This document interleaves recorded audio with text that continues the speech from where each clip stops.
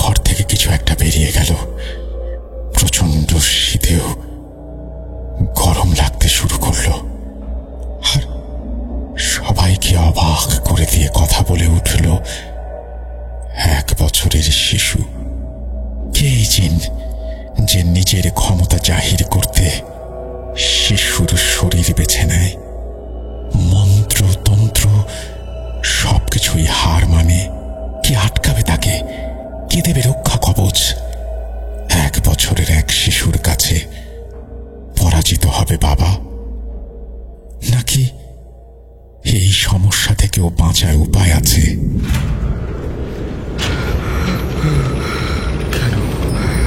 কেন তুমি আসো? আমি শুধু তোমার সাথেই থাকতে চাই। কিভাবে সম্ভব? মৃতদের এই পৃথিবীতে থাকতে নেই। তুমি তুমি চলে যাও, চলে যাও, প্লিজ চলে যাও। সবটাই কি ইলুশন, নাকি অন্য জগতের কেউ কখনো হাজির হয়ে যায় চোখের পলকে? ভূত.com with রাসেল।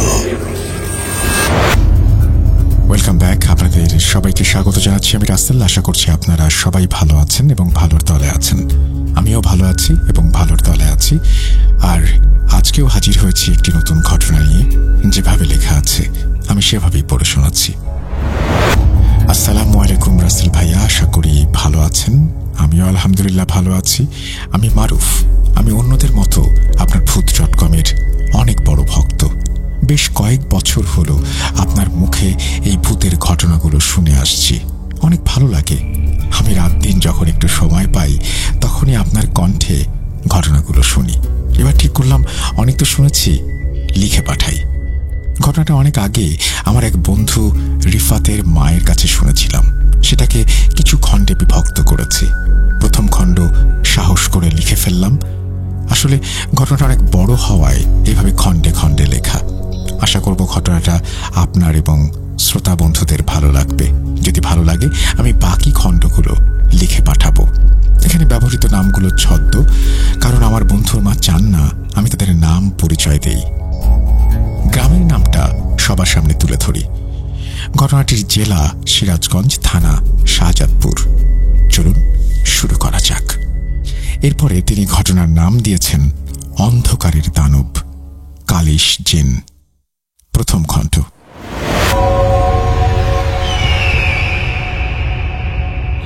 ঘটনাটি সিরাজগঞ্জ জেলার শাহজাদপুর থানার ছোট একটি গ্রামের। শাহজাদপুর শহরটি কোলাহলে মেতে থাকা এক প্রাণোচ্ছল শহর হলেও এই শহরে অবস্থিত এক ছোট গ্রামে বহমান গুমোট এক নীরবতা, যেখানে নীরবতাও ওর দাস। এ যেন এক দাসত্বপুরী। এখানে আধার নামার সাথে সাথে অন্ধকারের অতল গভীর থেকে বাতাসের মতো ভেসে আসে সেই নাম, অন্ধকারের দানব, কালিশ জিন। এখানকার অন্ধকার, এখানকার বাতাস সব যেন চিৎকার করে বলে ওর তাণ্ডবের কথা। যুগের সাথে হয়তো ওর আতঙ্কের কথা সবাই ভুলে গেছে, কিন্তু আজও এই গ্রামে সেই দানবের কথা উঠলে সেখানে বসবাসরত মুরব্বীদের মাঝে ভয়ের শিহরণ জাগে। নিছক আজ সে দানবের আতঙ্কের কথা বাচ্চাদের ভয় দেখানোর এক গল্প কাহিনী মাত্র। এই মাত্র ভাবাটাই ভুল। ভয়, ভয় যে কখনোই একটু বা মাত্র হয় না। ভয় হয় এক অনাগত বাচ্চার মতো। বাচ্চা যেমন তার মায়ের গর্ভে ছোট একটা রক্তদানা থেকে বেড়ে ওঠে এবং ধীরে ধীরে মানুষের রূপ নেয়, ভয়ও তেমনি ধীরে ধীরে বেড়ে ওঠে, ভয়ানক দানবের রূপ নেয়। কল্পনার নিকষ কালো আধারের বুক চিরে বাস্তব দুনিয়ার আলোকে অন্ধকারের কালো দুনিয়াতে রূপান্তরিত করতে আসে। তেমনি সেই ঘটনা যা বাচ্চাদের ভয় দেখানোর জন্য শোনানো হতো, তা যে এবার এক ভয়ানক রূপে আবারও গ্রামে ফিরে আসবে তা কেউ কখনো কল্পনাও করেনি। যা লোককাহিনী হয়ে অতীতের কোনো এক কোণে বিলীন হয়ে গিয়েছিল, তা বহু যুগ পরে কেন জানি না আবারও ফিরে এসেছে। আমরা অনেকেই ভেবে থাকি জিন, পিশাচ বা শয়তানের কোনো অস্তিত্বই বর্তমান যুগে নেই। কিন্তু কেউ কি এটা জানি, যুগের যতই পরিবর্তন আসুক না কেন, এরা এদের অস্তিত্বের জানান প্রতি যুগেই দিয়ে থাকে। যখন সন্ধ্যার কালো ছায়া সূর্যের আলোকে গ্রাস করে, তখন নেমে আসে ঘন কালো রাত। সেই অন্ধকারের দানব ঠিক এমনই ঘন কালো আঁধার নিয়ে আসে এই গ্রামে বসবাসরত এক পরিবারের ওপর, যা অকল্পনীয়। আর এই পরিবারকে নরকের থেকেও ভয়ানক যন্ত্রণা দেওয়ার যাত্রা শুরু হয়েছিল আজ থেকে 20 বছর আগে। তো চলুন ঘটনাটি রিফাতের মায়ের ভাষায় শুনি। সালটা 2003-এর মাঝামাঝি শেষ। রিফাতের জন্মের 1 বছর পূর্ণের কয়েকদিন পরের ঘটনা। আমি রিফাতকে প্রতিদিনের মতো ঘুম পাড়িয়ে আমার রুমে শুইয়ে দিয়ে আমার মায়ের ঘরে গিয়ে বসি। আমার আব্বা মারা যাওয়ার পর থেকে মার মন ও শরীর কোনোটাই ভালো থাকে না, তাই তখন থেকে আমি ও আমার পরিবার মার বাড়িতেই থাকি। এমনকি রিফাতের জন্মও তার নানার বাড়িতেই হয়েছে। সেদিনও মার কাছে বসে আছি, হঠাৎ রিফাতের কান্নার আওয়াজ শুনি। আমি আর মা দৌড়ে যাই সেখানে। এর আগে রিফাতের এমন কান্না কখনো শুনিনি। আমি কাছে গিয়ে ওকে তাড়াতাড়ি কোলে তুলে নিয়ে চুপ করাতে চাচ্ছি, কিন্তু রিফাত চুপই হচ্ছে না। এর মধ্যে মা একটা ব্যাপার খেয়াল করলো যে রিফাত যেখানে শুয়েছিল তার পাশের চাদরটাতে কালচে রঙের সামান্য কি যেন লেগে আছে। সেই সাথে রিফাত একাধারে জানালার দিকে তাকিয়ে কান্না করে যাচ্ছে। মনে হচ্ছে কি যেন দেখে রিফাত ভয় পাচ্ছে। জানলার ওই পাশেই তো ছোট এক উঠোন, যার কিছু অংশ ভেঙে খালে চলে গেছে। তাহলে ওখানে এমন কি দেখল? এখানে বলে রাখি, রিফাতের এই নানার বাড়িটা একটা পুকুরের ওপর বানানো। এই বাড়ির পাশ দিয়ে একটা পুকুর বয়ে চলে গেছে। এই পুকুরকে ঘিরে অনেক রহস্যময়, ভয়ানক ও লোমহর্ষক ঘটনাও রয়েছে। এই পুকুরকে দিনের বেলা দেখতে যতটা শান্ত মনে হয়, রাতে তার চেয়েও বেশি ভয়ানক এবং জীবন্ত লাগে। দেখে মনে হয় এটা এক অশরীরীদের বাসস্থান। আমার মা এ সম্পর্কে অনেক কিছুই জানেন। মা আর বেশি না ভেবে আমাকে বলল রিফাতকে ওই ঘর থেকে তার ঘরে নিতে। আমি ওকে নিয়ে আমার মার ঘরে যাই এবং ওখানে গিয়ে মায়ের কোলে ওকে দেই। ওকে কোলে নিয়ে কিছু দোয়া পড়ে ওর গা বন্ধ করে দিল।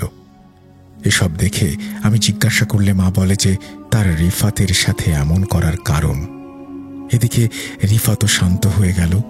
এটা দেখে এটুকু বুঝলাম যে মার বলা কথা হয়তো ঠিক। রিফাত হয়তো আসলেও কোনো কিছু দেখে ভয় পেয়েছিল। মা তখন রিফাতের গা বন্ধ করে দিচ্ছিল এবং বাম কাঁধের কিছু অংশে লালচে কালো দাগ হয়েছিল, আর ওখানে একটা ত্রিভুজ আঁকা ছিল এবং ভেতরে একটা চোখের মতো জিনিসও ছিল, আবছা আবছা। জিনিসটা আমাকেও দেখায়, কিন্তু এটাতে আমি তেমন একটা গুরুত্ব দেইনি, যেটা আমার সবচেয়ে বড় ভুল ছিল। আমরা ভাবতেও পারিনি যে রিফাত আসলে কি দেখেছিল এবং রিফাতের সাথে আগামীতে কি হতে চলেছে এবং রিফাতের ওপরে কার নজর পড়েছে। রাত তখন প্রায় 2টোর মতো। রিফাতকে নিয়ে আমি আর ওর বাবা শুয়েছিলাম। তখন আমার ঘুম ভেঙে যায়। রিফাতের অনুপস্থিতিতে আমি চমকে উঠে বসলাম। দেখি রিফাত আমার পায়ের কাছে বসে আছে। স্বস্তির নিঃশ্বাস ফেলার আগেই একটা জিনিস লক্ষ্য করলাম যে ওর মধ্যে কোনো নড়াচড়া নেই। একাধারে ও জানালার দিকে তাকিয়ে আছে। আর একটা বিষয় দেখলাম, জানালার পাল্লা খোলা এবং ওখানে 2টো চোখ, যা দেখতে রক্তের দলার মতো, যার দিকে রিফাত তাকিয়ে আছে। ভয়ে কেঁপে উঠলাম এবং রিফাতকে তাড়াতাড়ি করে কোলে তুলে নিলাম। তখনও ওই চোখ 2টো তাকিয়েই আছে আমাদের দিকে, তবে এবার চোখ 2টো বুঝিয়ে দিচ্ছিল সে রেগে আছে। সাথে একটা ফোঁস আওয়াজ। এই আওয়াজটা একটু খেয়াল করতেই মনে হলো আমার বুকে লেগে থাকা রিফাতের থেকে আসছে। আমি যেই না ওকে বুক থেকে সরাই, ওর মুখের দিকে তাকাই, তখন রিফাত বলে উঠল, তুই এমন কেন করলি? আমি তো খেলছি রিফাতের সাথে। মনে হচ্ছিল ওই অবয়বটা জানালার বাইরে দাঁড়িয়ে আছে এবং রিফাতের মাধ্যমে আমাকে হুমকি দিচ্ছে। এমন কথা 1 বছরের বাচ্চার মুখ থেকে শুনে আর জানালাতে ওই চোখ দুটো দেখে আমি ভয়ে চিৎকার দিয়ে উঠলাম। ভাবুন তো, অন্ধকার ঘরে আপনি শুয়ে আছেন, মাঝরাতে আপনার ঘুম ভেঙেছে, আপনি দেখলেন আপনার ঘরের জানালা খোলা এবং সেখানে শুধু অন্ধকার। সেই অন্ধকারে দুটো রক্তচক্ষু জ্বলজ্বল করছে এবং 1 বছরের বাচ্চা যে ঠিকমতো বসতেও পারে না, সে আপনাকে হুমকি দিচ্ছে। আমার চিৎকারে ওর বাবা উঠে পড়ল, আমাকে বলতে লাগলো কি হয়েছে। আমি যেই না জানালার দিকে হাত তুলে দেখাতে গেলাম যে ওখানে কেউ আছে, তখন অবাক হয়ে তাকিয়ে থাকলাম। একটু আগেও দেখেছিলাম জানালা খোলা, এখন বন্ধ কিভাবে? এদিকে রিফাত দেখি ঘুমিয়ে আছে। কি হচ্ছে আমার সাথে? বুঝে ওঠার আগেই বাবা বলল, কই, কোথাও তো কিছু নেই। তাকে সব বললাম, কিন্তু রিফাতের বাবা বলল, এখানে কিছু নেই, সবই তোমার মনের ভুল। বাদ দাও, শুয়ে পড়ো। সব বাদ দিয়ে আমি শুতেই যাব। এর মধ্যে আচমকা আমাদের চালের ওপর থেকে কাকের আওয়াজ আসা শুরু করলো। সে সাথে রিফাত কেঁপে কেঁপে উঠে কান্না শুরু করলো। আমি এর মধ্যে অনুভব করলাম রুমটা কেমন যেন ভ্যাপসা গরম এবং গন্ধে ভরে উঠেছে। আমি ওর বাবাকে বলি, ঘরটা কেমন ভ্যাপসা গরম, অথচ শীতকাল তখন। এদিকে রিফাতের নানি ছুটে চলে এসেছে। আমি তাকে সব কথা বলতে সে অবাক হয়ে বলল, কই, আমি তো কোনো গরম অনুভব করছি না। এ কি? আসলেই তো, কোথায় গন্ধ, কোথায় গরম? আমি মাকে বারবার বোঝানোর চেষ্টা করছিলাম এবং রিফাতের বাবাকে বলতে বলি যে তুমিও তো অনুভব করেছিলে সব কিছুই, তাহলে মাকে বলো। কিন্তু রিফাতের বাবা এগুলোকে মনের ভুল বলে শুয়ে পড়তে বলে সবাইকে। রিফাতের নানিও আমাকে বেশিক্ষণ আর কথা বাড়াতে না দিয়ে যাওয়ার আগে বলে দোয়া পড়ে শুতে। আমি তাই করলাম। এর কিছুক্ষণ পর একটা ব্যাপার খেয়াল করলাম, এবার চালের ওপর কেউ হাঁটছে এবং সেই সাথে ফোঁস ফোঁস একটা আওয়াজ। গা ভার হতে লাগলো। জানি না কতক্ষণ এই শব্দ শুনেছি, আর এভাবেই একটা সময়ে ভয়ে ভয়ে রিফাতকে জড়িয়ে ধরে ঘুমিয়ে পড়েছি। সকালে উঠে মাকে আবারও বললাম সব কথা। এবার সে একটু ভাবনায় পড়ে গেল।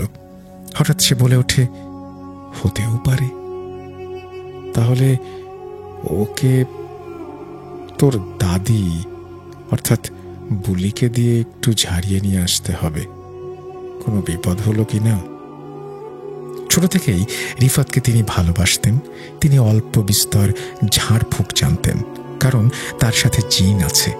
যাই হোক, দাদিকে দেখানো হলো। তাকে বলেছিলাম গত সন্ধ্যা থেকে রিফাত খুব কান্না করছে এবং মনে হচ্ছে ও কিছু দেখে ভয় পাচ্ছে, একটু ঝেড়ে দাও তো। মা যদিও ঝেড়ে দিয়েছিল, তবুও তোমার কাছে আনা একটু ভালো করে ঝেড়ে দিতে। মাও দাদিকে বলল একই কথা। দাদি ঝাড়ফুঁক করার সময় রিফাতকে কোলে তোলে এবং তখন তার নজরটা রিফাতের কাঁধে থাকা ওই চিহ্নটার দিকে যায়। দেখার সাথে সাথে সে আমাকে এবং আমার মাকে সেটা দেখায়।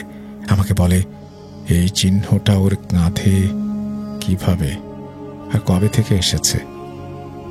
আমি আর মা একে অপরের মুখ চাওয়াচাওয়ি করছি। আমরা পুরোই অবাক। এটা কি হতে পারে?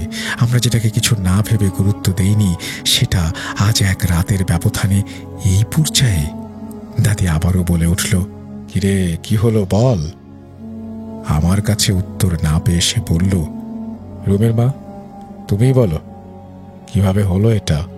মা বলল, ঘটনাটা গতকালকের, যখন প্রথম রিফাত কান্না করেছিল কিছু একটা দেখে। সেদিন রিফাত যখন কান্না করছিল, ওর কান্না দেখে আমি সন্দেহ করেছিলাম যে খারাপ কিছু একটা দেখে ভয় পেয়েছে।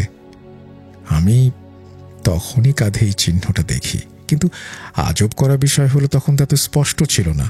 এত স্পষ্ট হলো কখন, কিভাবে? আমরা এটাকে কোনো গুরুত্বই দেইনি।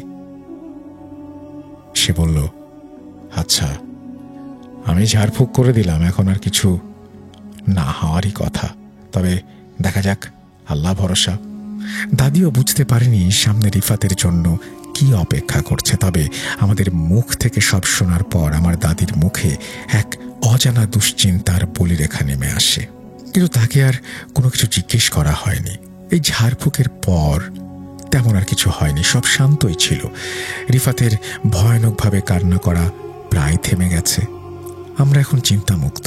হঠাৎ তৃতীয় দিনের মাথায় খবর এলো দাদি নাকি খুব অসুস্থ। সে নাকি 2 দিন আগেই তাদের বাসার ছাদ থেকে পড়ে গেছে। এটা শুনে আমরা সবাই দাদিকে দেখতে যাই। গিয়ে দেখি তার মাথায় ব্যান্ডেজ, গলায় পট্টি। দাদি কথাটাও বলতে পারছে না ভালো করে। দাদি আমাদের দেখে হঠাৎ অস্থির হতে লাগলো, বিশেষ করে রিফাতকে দেখে। মনে হলো রিফাতকে নিয়ে কিছু বলতে চাচ্ছে। আমি লিপিকে অর্থাৎ দাদির মেয়েকে বললাম, ফুপু এটা কিভাবে হলো? লিপি ফুপু আমাকে বলতে শুরু করলো, 2 দিন আগে যখন তোমরা রিফাতকে নিয়ে ঝাড়ফুঁক করাতে আসলে, তারপর থেকে মায়ের মুখে এক প্রকার চিন্তার ছাপ লক্ষ্য করছিলাম আমি। কারণ জানতে চাইলে মা কিছু না বলে প্রায় ঘন্টা খানিকের জন্য তার ঘরে গিয়ে দরজা বন্ধ করে, তার সাথে থাকা জিনদের সাথে কথা বলে। এরপর সে হন্তদন্ত হয়ে ঘর থেকে বের হয়ে আসে। আবারও জানতে চাইলে মা কিছু বলে না, শুধু এটুকুই বলে, রিফাতের অনেক বড় বিপদ, সাবধান হতে হবে ওদের। পুরো কথা বলে না, শুধু একটাই জেদ ধরে বসে রইল, সে এখন তোমাদের বাড়ি যাবে। অস্থির হয়ে উঠল তোমাদের বাড়ি যাওয়ার জন্য। আমি বললাম, এখন সন্ধ্যা হয়ে গেছে, কালকে নিয়ে যাব। কথা শেষ করে আমি মায়ের জন্য অজুর পানি আনতে গেছি, কারণ ততক্ষণে মাগরিবের আজান হয়ে গেছে। এর মধ্যে শুনি মায়ের এক ভয়ানক চিৎকার। আমি দৌড়ে বাইরে এসে দেখি মাকে যেখানে বসিয়ে রেখে গিয়েছিলাম ওখানে মা নেই। আমি মা মা করে ডাকছি আর প্রতিটা রুম খুঁজছি। এদিকে বাড়িতে ভাইও নেই, আমি একা, মাকেও খুঁজে পাচ্ছি না। চিন্তা ও ভয়ে যখন আমি বিভোর, হঠাৎ শুনতে পাই গোঙানির আওয়াজ। আমি এক প্রকার ভয়ে ভয়ে আওয়াজটাকে অনুসরণ করে বাইরে এসে দেখি মা মেইন গেটের সামনে পড়ে আছে আর গোঙাচ্ছে। তাকে তাড়াতাড়ি করে তুলে আনতে গেলাম। তাকে তোলার সময় সে আমাদের বাড়ির ছাদের দিকে ইশারা করতে লাগলো। তার ইশারাকে অনুসরণ করতেই আমার মনে হলো আমি এক প্রকার কালো ধোঁয়ার মতো কোনো বাচ্চার অবয়বকে দৌড়ে ছাদের ওপাশে চলে যেতে দেখলাম। ব্যাপারটা এত তাড়াতাড়ি হলো যে বুঝতেই পারছিলাম না কি হলো। এদিকে মায়ের এই অবস্থা, সব বাদ দিয়ে আমি মাকে ঘরে নিয়ে এলাম। তখন থেকে এখন পর্যন্ত অবস্থা এমন। তবে একটা কথা শুনে অবাক হবি যে কেউ মাকে মারার চেষ্টা করছে, কারণ মায়ের গলায় কালচে চিহ্ন পাওয়া গেছে, যেমনটা কেউ কারো গলা চাপলে হয়। আরো জানলে অবাক হবি যে হাতে ছাপটা ছিল একটা বাচ্চার। আমি বললাম, কিভাবে সম্ভব? একটা বাচ্চা কিভাবে দাদিকে গলা টিপবে? ফুপু বলল, আমিও তাই ভেবেছিলাম, কিন্তু যখন ডাক্তার বলল মায়ের গলাটা শক্ত করে চেপে ধরা হয়েছিল, গলার রক্ত শিরাগুলো কিছুটা ক্ষতিগ্রস্ত হয়েছে, আমার কি মনে হলো জানিস? ব্যাপারটা স্বাভাবিক নয়।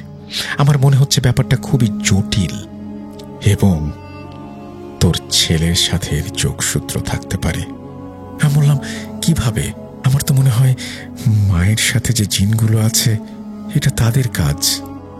ফুপু বলল, না রে, আমার মায়ের সাথের গুলো না। মানলাম তারা মায়ের উপরে ক্ষেপে আছে, কিন্তু এভাবে তারা আঘাত করবে না।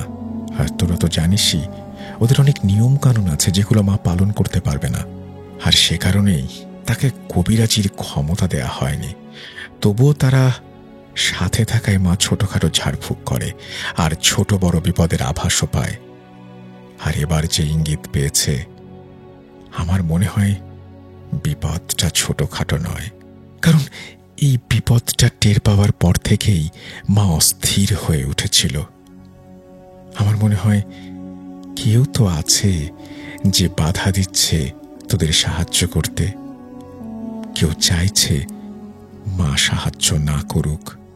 নিজেদের খেয়াল রাখ আর ভালো কবিরাজ দেখা। আমার মনে হয় না এটা স্বাভাবিক কিছু। মা কথা বলতে পারছে না যে শুনবো কি হয়েছে। এতক্ষণে ফুপু যা বলল আমার মাও সব শুনল। তারপর মা ফুপুকে বলল, তুই যা আশঙ্কা করছিস তা যদি সত্যি হয় তাহলে কিছু একটা কর। ভালো একটা কবিরাজের সন্ধান দে। ফুপু বলল, সেভাবে তো কাউকে চিনি না, তবে গ্রামের একজন আছে, তার পরিবার নাই, কবিরাজি করে সে, তার দ্বারা অনেকেই উপকার পেয়েছে। আচ্ছা দেখি, আমি খোঁজ নিয়ে জানাবো। এরপর আমরা বাড়ি চলে আসি। রিফাত সারাদিন ভালোই ছিল। ওকে বিকেলের দিকে ঘুম পাড়িয়ে আমি কাজ করছিলাম। হঠাৎ সন্ধ্যা নামার সাথে সাথে আমার কানে ভেসে এলো রিফাতের কান্নার আওয়াজ। মা বলল, যা দেখ, ঘুম থেকে উঠেছে, তাই কান্না করছে হয়তো, নিয়ে আয় ওকে আমার কাছে। বললাম, ঠিক আছে, আমি আনছি। ওকে আনার জন্য আমার রুমের কাছাকাছি আসতেই শুনি রিফাত হাসছে, যেন কারোর সাথে খেলছে। আমি এটা শুনেই ফুপুর বলা কথাগুলো মনে করতে থাকি। আমি এক প্রকার ভয়েই রুমের দরজাটা হালকা করে খুলে দেখলাম। যা দেখলাম তাতে নিজেকে ঠিক রাখতে পারিনি। আমি দেখি রিফাত দরজার দিকে পিঠ দিয়ে বসে আছে, হাতে খেলনা নিয়ে খেলছে, আর ওর সামনে ওয়ালের দিকে তাকিয়ে হাসছে। ওই ওয়ালে ছিল ভয়ানক এক ছায়া মূর্তি। হে কি, কোথায় ওর শরীর? এ তো দেখি একটা শুধু ছায়া, আর সেই পরিচিত ভয়ানক রক্তচক্ষু। এটা দেখে আমার শরীর ওখানেই জমে গেছে। আমি নিজেকে না পারছি নাড়াতে, না পারছি মাকে ডাকতে। এর মধ্যে রিফাত বলে উঠল যে, কি রুমি, ওখানে কেন? এ তো আমার ছেলে নয়। রিফাতের চোখের সাদা অংশটা কোথায়? পুরোটাই কালো হয়ে গেছে। কি বিচ্ছিরিভাবে হাসছে। আমি চিৎকার দিয়ে উঠি এবং জ্ঞান হারাই। বাকিটা আমার মা আমাকে বলেছিল। তোর জ্ঞান হারাবার পর আমি ওই ঘরে যাই কি হয়েছে সেটা দেখতে।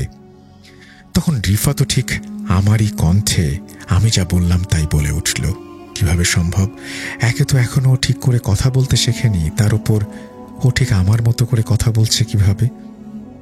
আমি তোকে রেখে ওর কাছে এগিয়ে যাই, জিজ্ঞেস করি কি হয়েছে ওর, কোলে নিতে চাই। হে কি, রিফাতকে উঠাতে পারছি না কেন? আমি ওকে টেনেও বিছানা থেকে তুলতে পারছি না।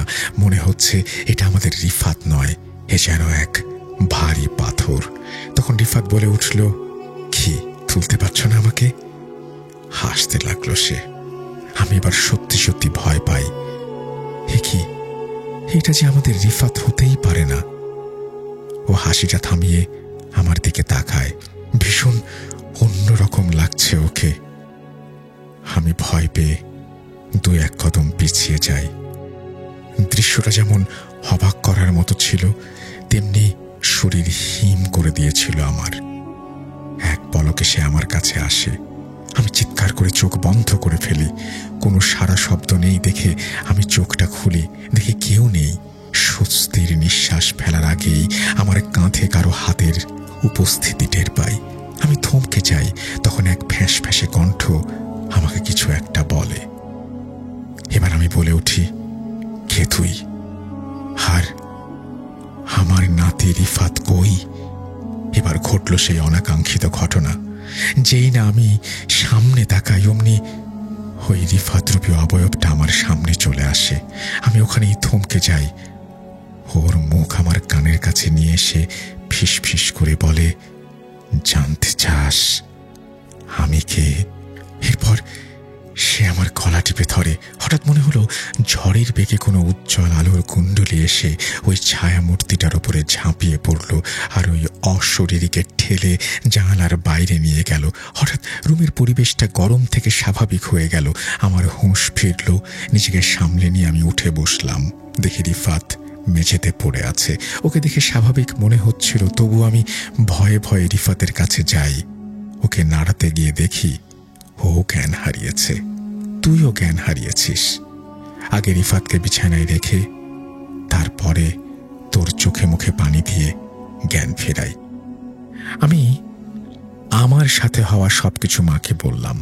এদিকে বাড়িতে কেউ নেই, আবার রিফাতের বাবাও বাইরে গেছে। আমি তাকে ফোন করে বাসায় আসতে বললাম। রিফাতের বাবা আসলে তাকে আবারও সব খুলে বললাম। সে রিফাতকে একবার দেখে বলল, কই, ও তো ঘুমোচ্ছে, এসব মনের ভুল, এতটুকু বাচ্চা এগুলো কিভাবে করবে? আমার মা তাকে বলল, ওটা রিফাত ছিল না, আমাদের ব্যবস্থা নিতে হবে। বড় বিপদ ঘটার আগেই রিফাতের বাবা বলে ওঠে, আম্মা, আপনিও এসব বলছেন? আপনার মেয়ের কথা না হয় বাদই দিলাম, কিন্তু আপনিও দেখেন এসব কিছুই না, বাদ দিন তো। আর যদি খারাপ কিছু সত্যি হয়ে থাকে আমি আছি না, চিন্তা করবে না, দরকার হলে বোতলবন্দি করব। সবাইকে হাসাবার চেষ্টা করলো সে। মা বলল, এসব বলো না, আমি দেখেছি ওকে, ওর ছায়াটা এত ভয়ানক ছিল। তবুও রিফাতের বাবা কথাটা গায়ে লাগায়নি, যেটা সে পরে বুঝতে পারল যেদিন আর কিছুই করা সম্ভব হয়ে ওঠেনি। সেদিন রাতে আমরা সবাই খেয়ে শুয়ে পড়েছিলাম। হঠাৎ ঘুমের মাঝেই কারো শরীরের স্পর্শ আমার পায়ে লাগায় আমি চমকে উঠে পড়লাম। এমনিতেই কয়েকদিন হলো বাড়িতে যেসব ভয়ানক ঘটনা ঘটছে তাতে একটু আওয়াজ হলেও আমার ভয় লাগে। কারো সংস্পর্শে ঘুম ভাঙতে আমি উঠে দেখি অন্ধকারে কালো একটা অবয়ব বসে আছে। আমি চিৎকার দিয়ে উঠি। অবয়বটা বলে ওঠে, আমি রিফাতের বাবা। এটা বলে বেড সুইচটা অন করে। আমি যেন প্রাণ ফিরে পাই, কিন্তু তাকে দেখে অনেকটা ভীতু আর অস্থির চিত্তের মনে হচ্ছিল। শীতেও সে ঘামছে। জানতে চাইলে রিফাতের বাবা বলল, আমি ঘুমিয়ে আছি, হঠাৎ কারো ডাকে আমার ঘুম ভেঙে যায়। ভালোভাবে শুনে দেখি কেউ বাবা বাবা বলে ডাকছে। মনে হলো রিফাতের গলা। পাশে হাত দিয়ে দেখি রিফাত আমার পাশে নেই। এই দেখে আমি তোমায় ডাকতে যাব, কিন্তু তুমি উঠছিলেই না। আমি রিফাতকে খুঁজতে শুরু করি। দরজা বন্ধ আছে ভেতর থেকে। আম্মা বলে ডাকবো, এর মধ্যে আবারও শুনতে পাই সেই ডাক। তবে এবার সেই ডাকে এক করুণ আর্তনাদ। বারবার একটা আওয়াজই আমার কানে বাজছিল, বাবা। কেমন এক ঘোরের মধ্যে চলে যাই আর সেই ডাকের মোহে সাড়া দেই আমি। আমার মনে হচ্ছিল রিফাত আমায় ডাকছে। হঠাৎ কিছুটা হোঁচট খেয়ে আমার হুঁশ ফেরে। আমি তখন বুঝতে পারি যে আমি আমাদের ঘরের পেছনের দিকটায় আছি। আমি অবাক হয়ে তাকিয়ে থাকি আর ভাবি, এখানে কিভাবে এলাম? আমি তো রিফাতকে খুঁজছিলাম। কিছু বুঝে উঠতে না পেরে আমি ফিরে আসতে যাব, তখন আমার মনে হলো আমার পেছন থেকে কেউ হেঁটে যাচ্ছে। আমি থেমে যাই, পেছনে ফিরে তাকাই, কেউ নেই। সব মনের ভুল ভেবে আবারও ঘরের দিকে হাঁটা দেই। এবার পেছন থেকে সেই বাবা ডাকটা আবারও কানে বাজে।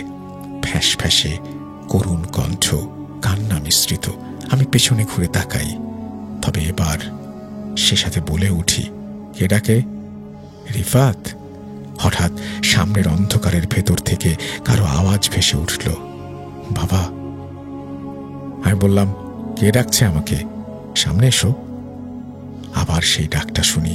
এবার ভালো করে খেয়াল করে বুঝতে পারলাম ডাকটা অন্ধকারে থাকা ওই আম গাছটার ভেতর থেকে আসছে।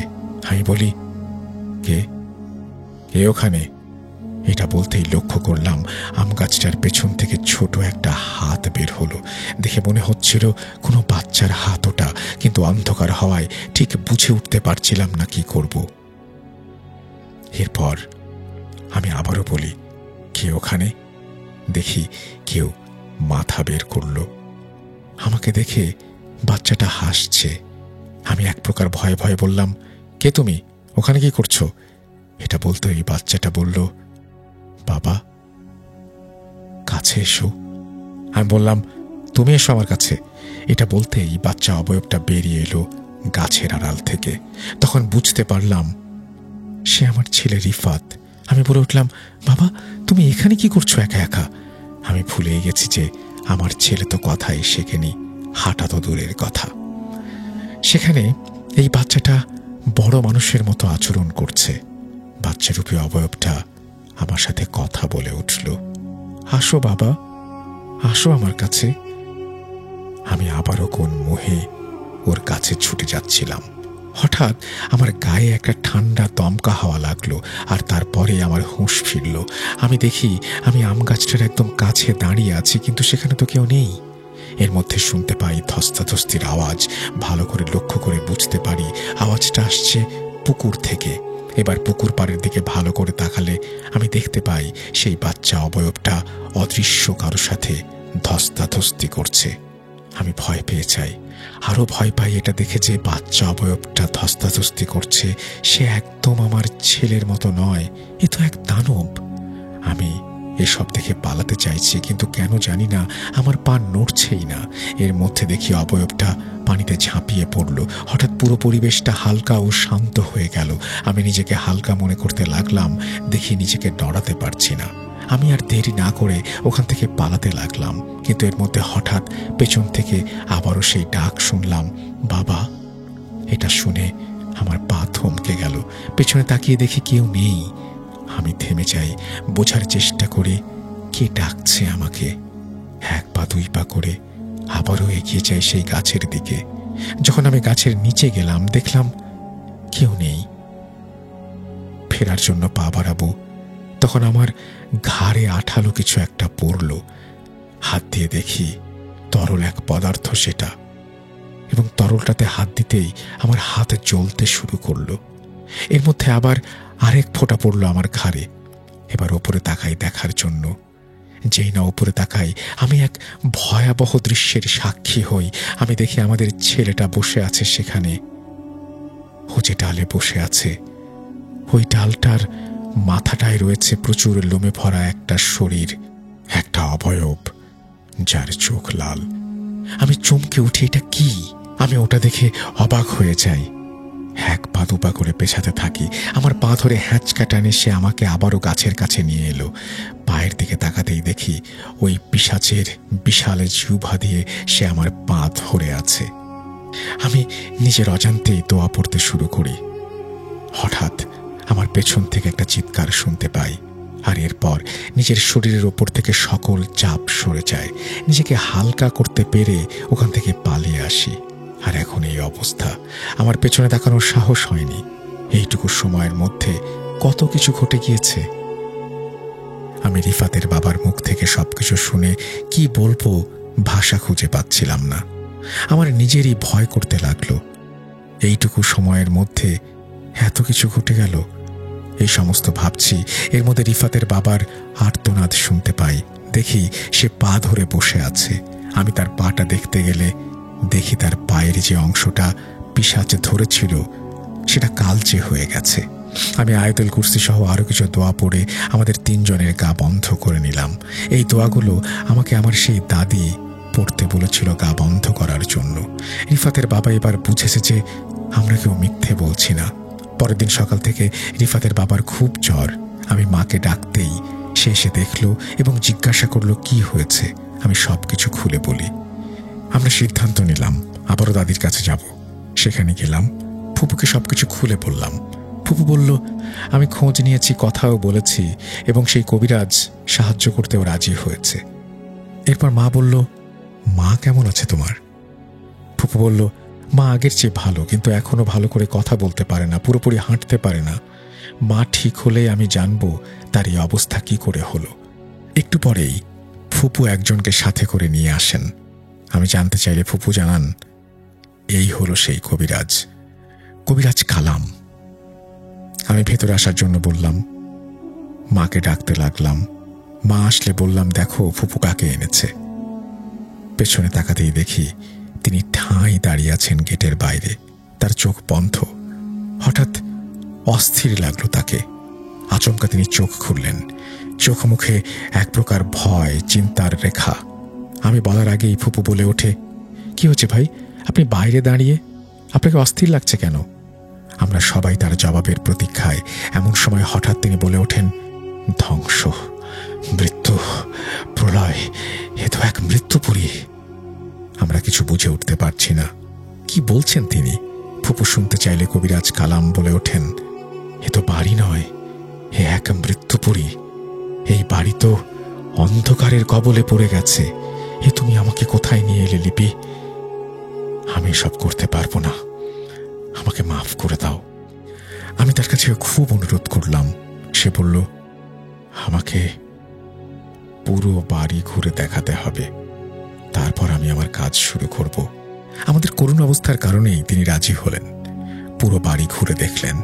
দেখতে দেখতে সেই আম গাছটার নিচে গিয়ে দাঁড়ালেন। গাছটার গায়ে হাত দিয়ে কিছু পড়ছিলেন। মনে হলো হঠাৎ তার হাতটা কাঁপতে শুরু করলো এবং এক মুহূর্তের মধ্যে গাছটা থেকে কিছুটা দূরে ছিটকে পড়লেন তিনি। আমরা ভয় পেয়ে যাই, দৌড়ে যাই তাকে সাহায্য করতে। হে কি, আপনার হাতে তো রক্ত। মা বলল, ব্যান্ডেজ আন। আনতে যাব, এর মধ্যে সে বলে উঠল, এটা আমার রক্ত নয়। কার রক্ত? তার দিকে তাকাতেই তিনি ওই গাছটার দিকে দেখালেন। আমরা সেদিকে তাকাতেই দেখি গাছটার গা বেয়ে রক্তের মতো কোনো একটা তরল পড়ছে। এটা কিভাবে সম্ভব? কাকা বলল, মারে, সবই সম্ভব। তুমি তো জানো না, এই লড়াই কোনো সাধারণ শয়তানের নয়, এক অন্ধকারের সাথে এই লড়াই, যে বসে আছে সমস্ত আলোকে তার অন্ধকার দিয়ে গ্রাস করবে বলে। আমরা বুঝলাম ঠিক কথাই বলছেন তিনি। সে বলল, সব জানবে, আগে আমি ভালোভাবে সব দেখে নেই। এটা বলে কাকা রিফাতের বাবার খবর নিল। আমরা নিয়ে গেলাম তাকে। সে তাকাতে পর্যন্ত পারছে না ঠিক করে। কাকা তার মাথায় হাত দিয়ে কি যেন পড়তে লাগলেন। সে ধীরে ধীরে কাঁপতে আরম্ভ করল। কাকা আস্তে আস্তে শরীর থেকে হাত নামালেন। হঠাৎ দেখি ওর পা ফুলে উঠল। কাকা যেই ওর পা থেকে হাতটা সরালো, অমনি আমরা সবাই দেখতে পেলাম এক অদ্ভুত দৃশ্য। গত রাতে যেই পাটায় শুধু জখম ছিল, আজ সেটা বাজেভাবে ফুলে উঠেছে। সে পাটাকে নাড়াতেও পারছে না। কাকা তার বাম হাতটা মুঠ করে দোয়া পড়লেন, তারপর হাতের মুঠটা খুললেন। এটা কিভাবে সম্ভব? তার একটি আঙুলে একটা সূচালো নখ। জিজ্ঞাসা করার আগে দেখি কাকা তার ওই নখ দিয়ে রিফাতের বাবার পায়ের ওই ফোলা স্থানটাতে একটা খোঁচা দিচ্ছে। তখন ওর বাবা চিৎকার করে উঠছে। স্থানটা ফেটে যায়, ওখান থেকে রক্ত পড়তে থাকে। আমরা ঘাবড়ে যাই। সেই রক্তের সাথে একটা বিচ্ছুর মতো পোকা দেখে ফুপু মারতে গেলে বাধা দেয়া হয় তাকে। বলে, ওকে মারিস না, মারতে পারবি না, ও তোকে কামড়ালে তুই বাঁচবি না। আমরা দেখি সেই বিচ্ছুর মতো সেই পোকাটা রিফাতের বাবার শরীর থেকে বেরিয়ে কোথায় যেন যাচ্ছে। আমরা ওর পিছু নেই, দেখি ওটা ওই গাছের নিচে দাঁড়িয়ে আছে। চোখের পলকে তারপর কোথায় যেন উধাও হয়ে গেল। রিফাতের বাবার ডাক শুনতে পাই। আমরা তার কাছে যাই, অবাক হই। না আছে গায়ে কোনো জ্বর, না আছে পায়ে কোনো জখমের চিহ্ন। আমরা একে অপরের দিকে তাকিয়ে আছি। এর মধ্যে পেছন থেকে কাকা বলে উঠল, চিন্তা করিস না, তোর স্বামী এখন একদম ঠিক। ওই পিশাচটা ওকে মেরে ফেলার প্রস্তুতি নিয়ে ফেলেছিল। ভেতর থেকে সব খেয়ে ফেলতে চেয়েছিল, কিন্তু আল্লাহর রহমতে এখন সব ঠিকঠাক। তোর স্বামী ওই শয়তানটাকে বোতলবন্দি করতে চেয়েছিল। আসলে তোর স্বামী এটা হয়তো মজার ছলেই বলেছিল, কিন্তু শয়তানটার সেটা ভালো লাগেনি। ফুপু বলল, আচ্ছা ভাই, এত কিছু বললেন, এই কথাটাও বলুন, ও আসলে কে, আর হঠাৎ ওর আগমনের কারণটাই বা কি? কাকা বলল, বোন, ও কি কেন এসেছে সবই জানবি। আমি সব বলবো। তুই কি জানিস এর পেছনে কে আছে? তাহলে শোন, তোর মায়ের এই অবস্থার পেছনে। এটা বলতেই পেছন থেকে একটা আওয়াজ আসে, ওই অন্ধকারের সম্রাট পিশাচের হাত আছে এখানে।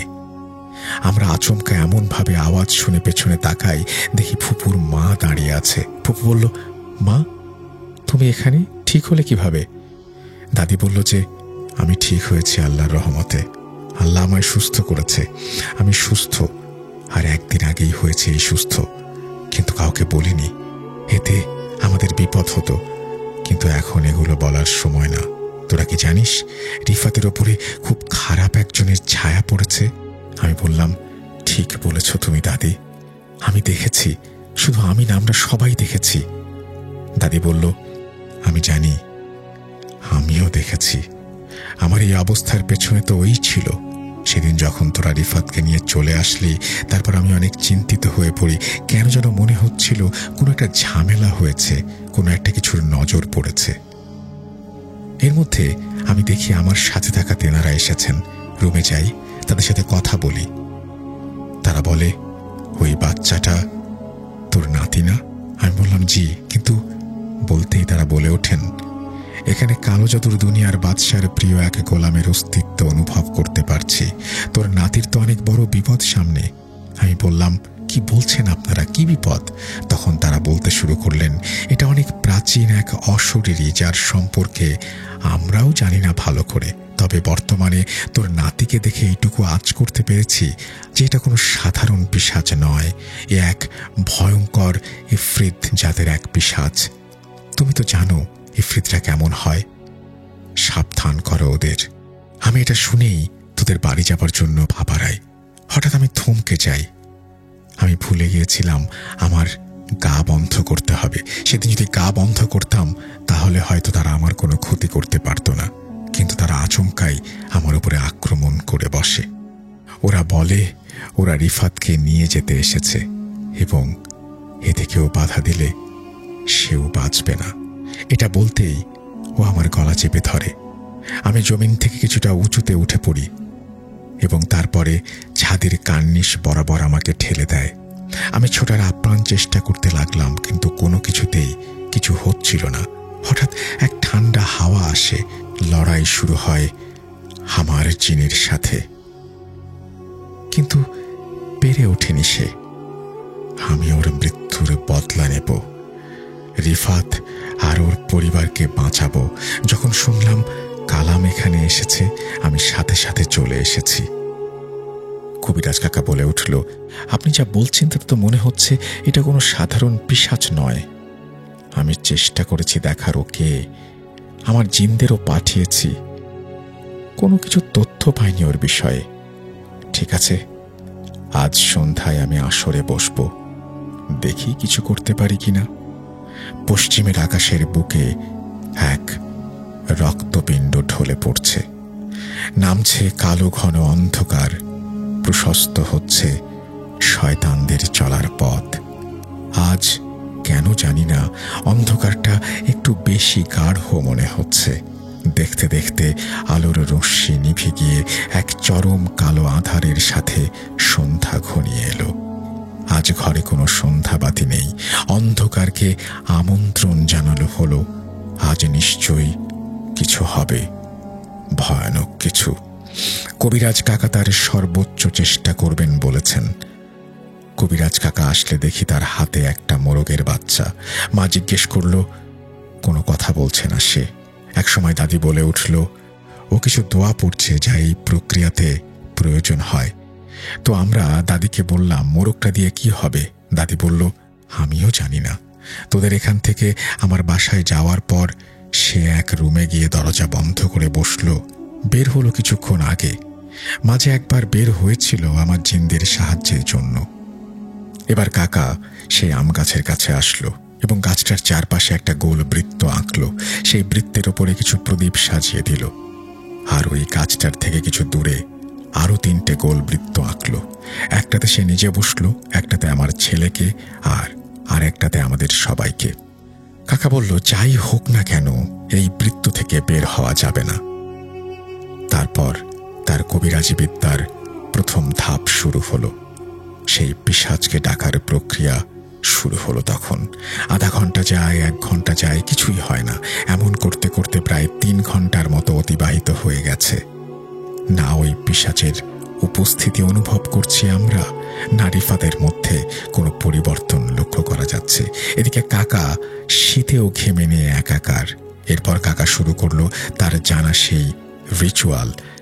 সে তার জানা শক্তিশালী দোয়া দুরুদ পড়তে লাগলো। সবকিছু শেষে কাকার আনা সেই মোরগের বাচ্চাটাকে জবাই করা হলো ওই আম গাছটার নিচে বৃত্তের ভেতরে, এবং ওখানেই মোরগটাকে ফেলে রাখা হলো। এসব কাজ যখন কাকা করছিল তখন কাকা আরো কি সব যেন পড়ছিল। তাকে দেখে মনে হচ্ছিল সে নিজের মধ্যে নেই, শরীরটা তার ভেতরে অন্য কোনো শক্তি। ওই গাছের চারপাশে থাকা প্রদীপ একসাথে হঠাৎ জ্বলে উঠল। তখন হঠাৎ যেন আমাদের চারপাশটা বন্ধ ঘরের মতো গুমোট হয়ে গেল। সবাই আমরা বিস্মিত চোখে তাকিয়ে রইলাম। তখন প্রথমবারের মতো কাকা বলে উঠল, অবাক হচ্ছ সবাই? আমি মনে মনে ধারণা করেছিলাম যা তাই, এই শয়তানটা রিফাতের মধ্যে এতক্ষণ ছিল। আমার এই প্রক্রিয়া করাতে ও বেরিয়ে আসতে বাধ্য হয়েছে। এবার সে আমাকে তার শক্তি দেখাবে। হঠাৎ আমরা একটা আওয়াজ শুনি, মিশ্রিত কণ্ঠস্বর। সে বলল, দেখবি আমাকে? একটা দমকা হাওয়া ধাপ করে কাকার পেছন দিয়ে চলে গেল। কাকা সহ আমরাও পেছনে তাকালাম, কেউ নেই। এ কি, রিফাত কই? কাকা, রিফাত কই? আমরা সবাই ভয় পেয়ে যাই। আমি তো কেঁদে উঠি। আমার ছেলেকে নিয়ে গেল ওই পিশাচটা। এটা বলে আমি বৃত্তের বাইরে বের হতে যাব, তখনই কাকা চিৎকার দিয়ে বলে উঠলেন, না, বৃত্তের বাইরে পা দিও না, ক্ষতি হয়ে যাবে। পিশাচ এটাই চায়, তোমাদের বৃত্তের বাইরে বের করতে। একজন, যে কোনো একজন তোমাদের বৃত্তের ভেতর থেকে বের হলে 2 বৃত্তের শক্তি নষ্ট হয়ে যাবে। তখন পিশাচটা আমাদের কাউকে ছাড়বে না। শয়তানটা মোরগটাকে নিয়ে গেছে, কিন্তু গেল কোথায়? হঠাৎ গাছের ওপর থেকে আওয়াজ আসলো। ওপরে তাকাতেই দেখি রিফাত আম গাছের একটা কোণে একটা মরমরে ডালে বসে আছে এবং মোরগটা তার কাছে। দৃশ্যটা এতটাই ভয়ের যে কেউ না দেখলে বুঝবে না। এবার কাকা হুঙ্কার দিয়ে ওঠেন, ফিরিয়ে দে ওই সন্তানকে তার মায়ের কোলে। সে বলে ওঠে, এই ছেলেকে শয়তানের নামে উৎসর্গ করতে হবে। তার এমন কথা শুনে আমরা আবারও ভয় পেয়ে যাই। রিফাতকে কেন নিয়ে যেতে চায় আমরা বুঝতে পারি। আমরা কান্নায় ভেঙে পড়ি, কারণ শয়তানটি চাচ্ছে উৎসর্গের মাধ্যমে নিজের শক্তি বৃদ্ধি করতে। তখন কবিরাজ কাকা বলে ওঠে, হে শয়তান, তুই কি জানিস না, কালো আধার যখন দুনিয়াকে তার আধারের চাদরে মুড়ে ফেলে আর ভাবে দুনিয়া আধারে ঠেকেছে, তখন সূর্য অন্ধকারের বুক চিরে বেরিয়ে আসে আধারকে পুরোপুরি মুছে ফেলতে। আমরা আল্লাহর সৃষ্টি, তোর প্রভু, আর তুই তার কাছে তুচ্ছ পিঁপড়ের মতো। ওই বাচ্চাটাকে ছেড়ে দে। শয়তান পিশাচ তখন বলে ওঠে, পরিণতি খারাপ হবে। তোর সাহস দেখে আমি অবাক হচ্ছি। চাচাও ছেড়ে দেবার পাত্র নয়। তিনি তার জানা সমস্ত আমল করতে থাকেন এবং একটা পর্যায়ে সেই পিশাচটাকে আক্রমণ করে বসেন। আস্তে আস্তে পিশাচটা রিফাতের রূপে ফিরে আসে। আমি রিফাতের কাছে যেতে চাই, কিন্তু কবিরাজ কাকা বলেন কেউ ওখান থেকে বের হবে না, এটা ওর চাল। তখন রিফাত রূপের পিশাচটা বলে, ছাড় আমার গলা, কষ্ট হচ্ছে। জানিস তো, আমি যদি মরে যাই তাহলে এই বাচ্চাটাও বাঁচবে না। আমি এটা শুনে বলি, না না, আমার ছেলের কিছু হতে পারে না। সবাইকে ধাক্কা দিয়ে আমি বৃত্ত থেকে বেরিয়ে যাই। কাকা বলে ওঠে, এ তুমি কি করলে? তখনই হাসির আওয়াজ ওঠে। কাকা তার ঘাড় ঘুরিয়ে দেখে পিশাচ তার ভয়ানক রূপে, মুখে সেই পৈশাচিক হাসি। এবার ওর মুখে কষ্ট নয়, যেন বিজয়ের হাসি। এক ঝটকায় কবিরাজের হাত ওর গলা থেকে সরিয়ে সে কাকার বৃত্তের ভেতরে প্রবেশ করে। সাথে সাথে 2 বৃত্তই জ্বলে অদৃশ্য হয়ে যায়। অট্ট হাসিতে ফেটে পড়ে পিশাচ। কাকা গিয়ে সেই আম গাছটার সাথে বাড়ি খেয়ে নিচে পড়ে যায়। সাথে সাথে তার কপাল ফেটে যায় আর সেখান থেকে রক্ত ঝরতে থাকে। আমরা চিৎকার করে বলে উঠি, কাকা! তার কাছে দৌড়ে যাই, তাকে তুলে ধরতে যাব। আচমকা একটা দমকা হাওয়া আমাদের ঠেলে ফেলে দেয় এবং কবিরাজ কাকাকে এক টানে তার পায়ের কাছে নিয়ে এসে ফেলে, যেখানে পিশাচটা দাঁড়িয়ে। শয়তানটা যখন কাকাকে প্রবলভাবে আক্রমণ করবে, শেষ করে দেবে, তখন কাকা তার সাথে থাকা জমজমের পানি ওর মুখে ছিটিয়ে দেয়। শয়তানটা চিৎকার করতে থাকে। শয়তানটা হঠাৎ কাকাকে ছেড়ে দিয়ে কোথায় যেন অদৃশ্য হয়ে যায়। আমি রিফাতের কাছে গিয়ে ওকে কোলে তুলে নেই এবং ওকে জড়িয়ে ধরি। দেখি ও একদম নিস্তেজ হয়ে গেছে, আর লক্ষ্য করলাম ওর গলায় একটা তসবিহ রয়েছে। কবিরাজ কাকার কষ্ট ভরা আর্তনাদ শুনে রিফাতকে নিয়ে কাকার কাছে গিয়ে বসি। দেখি কাকার হৃৎপিণ্ডটা যেন বেরিয়ে আসতে চাইছে। মা বলল, ভাইকে ডাক্তারের কাছে নিতে হবে, চলো। রিফাতের বাবা তাকে তুলে নিয়ে গেলে সে বলল, আমার হাতে আর বেশি সময় নেই, আমি মনে হয় বাঁচব না। আমার কথা মন দিয়ে শোনো, রেশমা সহ সবাই শোনো। রিফাতের একাই জ্ঞান ফিরবে, কিন্তু চিন্তা হলো পিশাচকে নিয়ে। আমি ওই পিশাচটাকে আপাতত রিফাতের কাছ থেকে দূরে সরাতে পেরেছি, কিন্তু তোমাদের হাতে বেশি সময় নেই। কাকা যখন কথা বলছিল তার খুব কষ্ট হচ্ছিল। গলার যে তসবিটা দেখছো আমার, সেটা দিয়েই তোমাদেরকে ওই শয়তানটার কাছ থেকে 72 ঘন্টার জন্য সুরক্ষিত রেখেছি। আর এই তাবিজটা পরবর্তীতে তোমাদের কাজে আসবে, শোনো, তোমরা রিফাতকে নিয়ে আলহাজ কবির হুজুরের কাছে যাবে। সে তোমাদের, এটা বলতেই আম গাছের একটা ডাল সরাসরি তার মুখের ওপর এসে পড়ে। আমরা হতভম্ব হয়ে যাই। মনে হলো যেন এটা সেই শয়তানের ক্ষোভের বহিঃপ্রকাশ। শয়তান কাকাকে তার পুরো কথাটা শেষ করতেও দেয়নি। কাকা ইন্তেকাল করেন। তার ইন্তেকালের সাথে সাথে শয়তানও তার বিজয় ঘোষণা করে। তার মৃত্যুর সাথে সাথে দূর মসজিদ থেকে ফজরের আজানের মধুর ধ্বনি ভেসে আসতে থাকে। আজও আমরা অনুশোচনায় জর্জরিত। সেই বৃত্ত থেকে যদি না বের হতাম। এটাই ছিল ঘটনা। আসলে এই ঘটনাটি অনেক বড় করে এবং আরো অনেক কিছু তিনি লিখেছেন, যেগুলো আমি অনেক অংশ বাদ দিয়ে গেছি। এবং অনেক অংশ বাদ দেওয়ার কারণ আমি জানি না যে আপনাদের বুঝতে কোনো অসুবিধা হয়েছে কিনা কিন্তু অনেক ধরনের কথা ছিল শয়তানের সাথে কবিরাজের, যেগুলো আমি বাদ দিয়ে গেছি। অনেক ধরনের বর্ণনা ছিল, যে বর্ণনাগুলো আমার কাছে সব সময় মনে হচ্ছে যে এগুলো বাদ দিলেও কোনো অসুবিধা নেই, সেজন্য আমি বাদ দিয়েছি। বরং ঘটনাকে আরেকটু চেষ্টা করেছি আপনাদের সামনে কি বলবো, যে একটু প্রিসাইজলি উপস্থাপন করার। যদি কোনো ভুল করে থাকে আমি ক্ষমা সুন্দর দৃষ্টিতে দেখবেন। আর আপনি যে ঘটনাটি পাঠিয়েছেন, আমি বলবো যে এই ঘটনাটি হয়তো আরও একটু সংক্ষিপ্ত করেও লেখা সম্ভব ছিল। যদি সেটা সম্ভব হয়, পরবর্তী ঘটনাগুলো সেভাবেই পাঠাবেন বলে আমি আশা করব। কারণ আপনি বুঝতেই পারছেন যে আমি অনেক অংশ বাদ দিয়ে পড়তে হচ্ছে, তারপরেও ঘটনাটি যথেষ্ট লম্বা। আর যে ঘটনাটি শুনলেন সেই ঘটনাটি উনি তো বলেছেনই যে এই ঘটনাটির উৎস কোথা থেকে, এবং অনেক দিন ধরে থেকে আমাদেরকে শোনেন। এবং এই ঘটনাটি তিনি রিফাতের মা তার কাছ থেকে শুনেছেন, এবং 2003 সালের মাঝামাঝি ঘটা এই ঘটনা।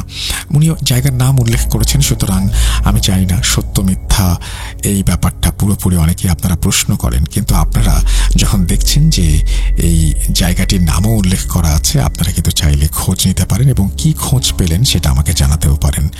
আমরা চলে যাচ্ছি আমাদের পরবর্তী ঘটনায়। ধন্যবাদ আপনাকে যিনি ঘটনাটি পাঠিয়েছেন, এবং আশা করব যে আপনার কাছ থেকে পরবর্তীতেও আমরা আরো ঘটনা পাব। চলুন পরের ঘটনায় যাওয়া যাক।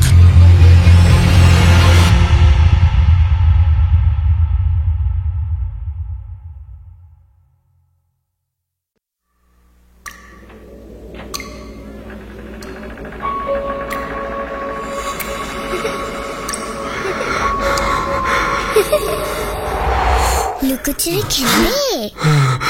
লুকোচুরি তুমি লুকাও, আমি ঠিকই তোমাকে খুঁজে পাবো।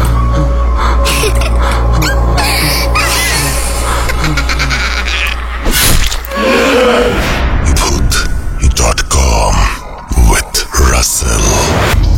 Welcome back. আপনাদের সবাইকে স্বাগত জানাচ্ছি। আমি রাসেল। আশা করছি আপনারা সবাই ভালো আছেন এবং ভালোর তলে আছেন। আমিও ভালো আছি এবং ভালোর তলে আছি। কোনো কথা না বাড়িয়ে আমরা এখন চলে যাব কিছু অডিও ক্লিপে। আশা করছি প্রথম থেকে শেষ পর্যন্ত শুনবেন এবং ভালো লাগবে এই ঘটনাগুলো। চলুন শুরু করা যাক।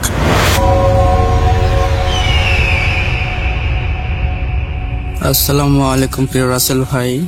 জিজ্ঞেস করবো না কেমন আছেন, কারণ আমি জানি আপনি সবসময় ভালোর দলে। রাসেল ভাই, আমি কুমিল্লা জেলা হোমনা থানা থেকে বলছি। তো আজকে আপনাদের সাথে আমি একটি ঘটনা শেয়ার করব। যদিও এর আগে আমি 2টা ইমেল পাঠিয়েছিলাম voot.com এ, সম্ভবত কোনো কারণে সিলেক্ট করা হয়নি, তাতে আমার কোনো কষ্ট নেই। কিন্তু আজকে আমি যে ঘটনাটি শেয়ার করবো এটি আমার এক দুঃসম্পর্কে মামাতো ভাইয়ের সাথে ঘটে যাওয়া একটি ঘটনা। তো ঘটনাটি যার সাথে ঘটে তার নাম মোস্তফা ভাই। তো বেশি কথা না বাড়িয়ে ঘটনা চলে যাচ্ছি। ঘটনা, যদি এটা আমার প্রথম ভয়েস ইমেল, যদি ভুল ত্রুটি হয় তাহলে ক্ষমা সুন্দর দৃষ্টিতে দেখবেন। তো সরাসরি ঘটনায় চলে যাচ্ছি। তো প্রথমে বলেই যে মোস্তফা ভাই ছিলেন একজন কর্মজীবী মানুষ। সারাদিন কাজকর্ম করে সন্ধ্যায় যখন তিনি তার বাড়িতে ফিরলেন, তখন তিনি সম্পূর্ণ একা। কারণ 2-1 দিন আগে তার বউ তার বাপের বাড়ি চলে যায় কিছুদিন থাকার জন্য, এবং তার যে মা বাবা ছিল তারা চলে যায় তার বড় খালার বাড়িতে, কারণ তার বড় খালা অসুস্থ ছিল। দেখার জন্য তার মা বাবা তার বড় খালার বাড়িতে চলে যায়। তো বাড়িতে তিনি সম্পূর্ণ একা। তো তিনি সন্ধ্যাবেলা বাড়িতে এসে গোসল করে খাওয়া দাওয়া করলেন। খাওয়া দাওয়া করার পর তিনি নিজের খারাপ লাগছিল, কারণ বাড়িতে তিনি সম্পূর্ণ একা, কেউ নেই। তো তিনি মনে মনে চিন্তা করলেন যে যেহেতু আমার বাড়ি থেকে আমার শ্বশুরবাড়ি মাত্র 2 কিলোমিটার, রাত বেশি একটা হয়নি, যে আমি আমার শ্বশুরবাড়িতে চলে যাই, রাতটা কোনো রকম থেকে সকালে মানে ওনার বউকে নিয়ে তিনি তার নিজ বাড়িতে চলে আসবে। তো যে কথা সেই কাজ, তিনি নিজেকে তৈরি করে নিলেন তার শ্বশুরবাড়ি যাওয়ার জন্য। হাতে একটি ছোট্ট টর্চ নিয়ে রওনা হলেন। তো রাসেল ভাই বলে রাখা ভালো যে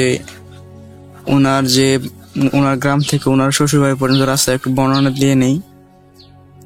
প্রথমত ওনার গ্রাম ছেড়ে বড় একটি ফসলের মাঠ, যেটা গ্রীষ্মকালে ফসল চাষ হয়, যেমন ধান গম ভুট্টা ইত্যাদি চাষ হয়, এবং বর্ষাকালে পানির কারণে একটা পুরো একটা বিলে পরিণত হয়।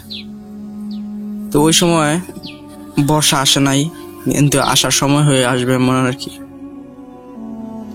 এবং এই ফসলি মাঠ ঘেঁষে চলে গেছে একটি মাঝার আকৃতির খাল, এবং এই খাল সোজা ফসলি মাঠ ঘেঁষে ফসলি মাঠ শেষ করে গিয়ে মিশে গেছে একটি নদীর সাথে। এবং ওই নদী থেকে কিছুটা দূরেই ওনার শ্বশুর বাড়ি। তো উনি মুস্তফা ভাই হাঁটতে হাঁটতে ওনার নিজ গ্রাম শেষ করে যখন ওই ফসলের মাঠে চলে আসলেন, এবং ক্ষেতের আইল ধরে ক্ষেতের যে সীমানা দিয়ে হাঁটতে হাঁটতে হাঁটতে হাঁটতে তিনি ওই খালের কাছ দিয়ে, খালের কিনার দিয়ে হাঁটতে হাঁটতে হাঁটতে হাঁটতে এই ফসলি মাঠ শেষ করে, এই খাল শেষ করে, ওই যে বললাম যে একটি নদীর সাথে খালটা মিশে গেছে, ওই নদী কাছ দিয়ে হাঁটা শুরু করলেন। তো কিছুক্ষণ হাঁটার পর রাসেল ভাই তিনি লক্ষ্য করলেন যে মানে ওই নদীতে তখন পানির পরিমাণটা একটু বেশি, এবং নদীতে অনেক কচুরিপানা একসাথে জমাট বেঁধে আছে, যেটাকে আমরা গ্রামের ভাষায় কচুরিপানা চন বলি। অনেক কচুরিপানা একসাথে জমা বেঁধে আছে। তো তিনি বেশি কিছু লক্ষ্য না দিয়ে হাঁটতে লাগলেন, এবং কিছুক্ষণ পর তিনি লক্ষ্য করলেন যে এই কচুরিপানা যে জমাট বেঁধে আছে এর ভিতর থেকে রাসেল ভাই বাচ্চা যে লেজার লাইট নিয়ে খেলা করে, আমরা যে লেজার লাইট বলি, ওই রকম একটা লেজার লাইটের আলো ওনার চোখে মারছে। উনি চোখে মারার পর ফিরে তাকিয়ে দেখেন ওখানে কিছু নেই, মানে যে আলোটা আসার মতো এখানে কিচ্ছু নেই। কিছু না বানাবে যখন একটু সামনে গেলেন, ঠিক সেম ওনার চোখে কেউ লাইট মারতেছে। তো উনি ছিলেন একজন রাগী মানুষ এবং সাহসী মানুষ। তো উনি রাগের মাথায় জমি থেকে মানে ওনার পায়ের নিচ থেকে একটি মাটির টুকরো নিয়ে ঢিল ছোলেন ওই জায়গাটার দিকে যেখান থেকে ওনার চোখে আলো এসেছিল। তো ঢিল ছোড়ার পর উনি দেখতে পেলেন যে একটা কালো জমাট বাঁধা একটা কালো গোল একটা ফুটবলের মতো কালো একটা কি যেন,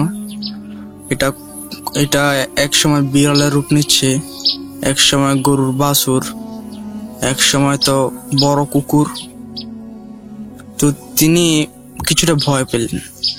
ভয় পাওয়ার পরেও তিনি মানে মনে মনে চিন্তা করলেন যে যদি আমি ভয় পাই তাহলে আমার জিনিসটা ক্ষতি করবে, কারণ উনি চিনতে পেরেছিলেন, কারণ তিনি একজন গ্রামের মানুষ, গ্রামের সচরাচর এইসব ঘটনা ঘটে এবং তিনি জানেন যে এইসব প্যারানর্মাল কোনো কিছু। তো তিনি মনে চিন্তা যে ভয় পেলে চলবে না, উল্টো সাহস দেখাতে হবে। তো উনি একজন সম্ভবত একজন সাহসী মানুষ ছিলেন উনি। উনি বলেন যে আমার সাথে ঠাট্টা মশকরা করিস না, যদি তোর সাহস থাকে তাহলে আমার সাথে লড়িয়ে দেখা। তো রাসেল ভাই এটা বলার সাথে সাথে জিনিসটা ওইখান থেকে উদাও হয়ে যায় এবং সরাসরি ওনার 4 থেকে 5 হাত সামনে এসে দৃশ্যমান হয়।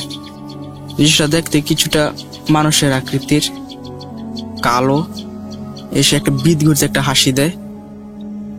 উনি মুখটা দেখতে পারেনি, কিন্তু হাসিটা অনেক ভয়ঙ্কর ছিল এবং দেখতে অনেক ভয়ঙ্কর ছিল।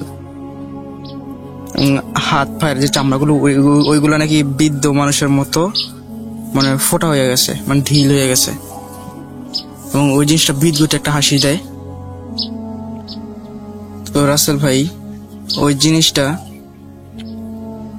মুস্তফা ভাইকে এসে সাথে হামলা করা শুরু করে, মানে ওনার গায়ে আঁচড়াতে থাকে এবং ওনারকে পানি নিতে টেনে নেওয়া যাওয়ার জন্য চেষ্টা করতে থাকে। তো মুস্তফা ভাই ছিলেন একজন শক্তিশালী মানুষ। তো তিনি মানে যে দিক মন চায় ওই দিকে লাথি, ঘুষি, কিল, চর, মানে যেটা মন চায় ওইটা দিতে থাকলেন। কিন্তু ওই জিনিসটাকে লক্ষ্য করে দিলেও, যেমন ওই জিনিসটাকে ঘুষি দিলেও তিনি মানে বুঝতে পারছিলেন না যে কোনো একটা উপরে তিনি ঘুষি দিয়েছেন অথবা কিল চর দিয়েছেন।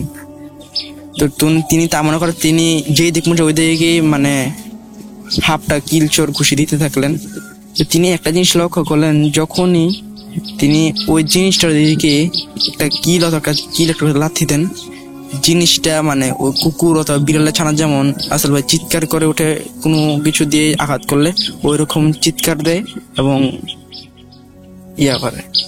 তো উনি এমন অনেকক্ষণ করতে ধস্তাধস্তি, মানে ওনাদের মধ্যে এক প্রকার ধস্তাধস্তি শুরু হয়।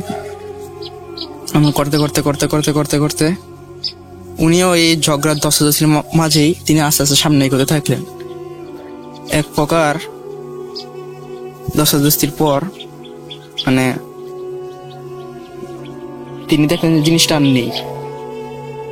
তো তিনি মানে তার শ্বশুরবাড়ির দিকে হাঁটা শুরু করলেন। কিছু দূর হাঁটার পরই মনে হলো কে যেন তার চুল ধরে, যেহেতু তার চুল ছোট ছিল, তো ওই ছোট চুলে কে যেন মুষ্টি বেঁধে ধরে আসছে এবং তাকে পিছন দিক টানতে চেষ্টা করছে। তো তিনি এই চুল ধরার সাথেই তিনি কষ্ট করে হাঁটতে মানে আস্তে আস্তে সামনে এগোতে থাকলেন এবং যে জিনিসটা পিছনে ধরে আছে ওই জিনিসটা তাকে বললো যে তুই অনেক সাহসী, তোকে আমার পছন্দ হয়েছে, তুই আমার সাথে থেকে যা, তোকে আমার পছন্দ হয়েছে, তুই আমার সাথে থেকে যা। তো রাসেল ভাই তিনি বুঝতে পারলেন যে এটা ওইটাই যার সাথে তখন তিনি ধস্তাধস্তি করেছেন, এবং তিনি কষ্ট করে ঠেলে না ওনার শ্বশুরবাড়ির দিকে আগাতে থাকেন, যেহেতু ওনার শ্বশুরবাড়ি আর বেশি দূরে নয়। এবং ওই জিনিসটা একই কথা বলছে যে তুই যাস না, তুই আমার সাথে থেকে যা, এবং ওনার চুল ধরে পিছনের দিকে টানছে নেওয়ার জন্য, এবং ওই জিনিসটা বিড় করে আরো কি জানি বলতেছে এবং ওনার দিকে থুতু ফেলতেছে। থুতু দিতে এক প্রকার ওনাকে প্রায় ভিজিয়ে ফেলছে এবং উনি বললেন যে থুতু থেকে এমন আষ্টে গন্ধ, যদি কোনো মাছ পচে যায় যেমন একটা আষ্টে গন্ধ, ঠিক এমন আষ্টে গন্ধ। তো তিনি কষ্ট করতে যখন তিনি তার শ্বশুর বাড়ির কাছাকাছি চলে এসে এবং ওনার শরীর প্রায় দুর্বল হয়ে গেছিল, চলে আসার পর তিনি জোরে একটি চিৎকার দিয়ে মানে জ্ঞান হারায়। তো রাত তখন সময় বাজে প্রায় 2টা নাগাদ, যেমনটা তিনি আন্দাজে বলেছিলেন। তো ওনার শ্বশুরবাড়ির যে আশেপাশের লোক চিৎকার শুনে দৌড়ে আসে, এমন দেখে একটা লোক মাটিতে অজ্ঞান হয়ে পড়ে আছে। এমন দেখা পর চিনতে পারে, আরে এটা তো অমুক মেয়ের জামাই। ধরাধরি করে তিনি ওই লোকগুলো তার শ্বশুরবাড়িতে নিয়ে যায় এবং তাকে পানি ছিটায় এবং হাত পা মালিশ করার পর ওনার জ্ঞান ফেরার পর ওনাকে বলে যে আমি একটু ভয় পাইছি, আমার আগে আপনারা গোসল করান। ধরাধরি করে ওনাকে টিয়ে বলে নিচে নিয়ে গরম পানি দিয়ে সাবান দিয়ে গোসল করানো হয়, এবং গোসল করানোর পরও নাকি ওনার যে শরীরে যে আষ্টে গন্ধটা ওইটা যায়নি। তো ওই দিন কোন রকম ওনাকে গোসল করে মানে শুয়েতে দেওয়া হয়। পরদিন ওনার অনেক জ্বর আসে। জ্বর আসার পর যে উনি তো বলছিলেন যে আমার সাথে প্যারানর্মাল কিছু ঘটছে, তো ওনার শ্বশুর অনেকটা হুজুর নিয়ে আসে। হুজুর নিয়ে আসার পর হুজুর বললেন যে উনি তো যেদিন এসেছিলেন ওই দিন যে নদীর পাশ দিয়ে হেঁটেছিলেন, তিনি এক পিশাচের কবলে পড়েছিলেন, যেগুলো মাছ খায় আর কি নদীতে থাকে, ওইসব খারাপ পিশাচের কবলে পড়েছিলেন। সমস্যা নেই, ওটা ওনার কোনো ক্ষতি করতে পারবে না। আর আমি পরা পানি দিচ্ছি আর কিছু তাবিজ তোমার দিয়েছে। তো দেওয়ার পর বললেন যে পরা পানিটা খেতে হবে, তাবিজটা কোমরে বাঁধতে হবে এবং ওনাকে দুধ দিয়ে গোসল করতে হবে। তো যেই কথা সেই কাজ, ওনাকে দুধ দিয়ে গোসল করানো হয়। গোসল করার পর তিনি প্রায় 2 থেকে 4 দিন ওনার শরীরে জ্বর ছিল, তিনি এরপর আস্তে আস্তে সুস্থ হয়ে যায়। তো তিনি এখনো স্বাভাবিকভাবে জীবনযাপন করছে রাসেল ভাই। এই গল্পটি সম্পূর্ণ সত্যি, তার নিজ মুখ থেকে শোনা আমার। যেহেতু কথাবার্তার জন্য ভুল পেয়ে ক্ষমার সুন্দর দৃষ্টিতে দেখবেন। ঘটনাটি 100% সত্য। এই ঘটনা যদি সিলেক্টেড হয় তাহলে আমাকে জানাবেন। ধন্যবাদ রাসেল ভাই।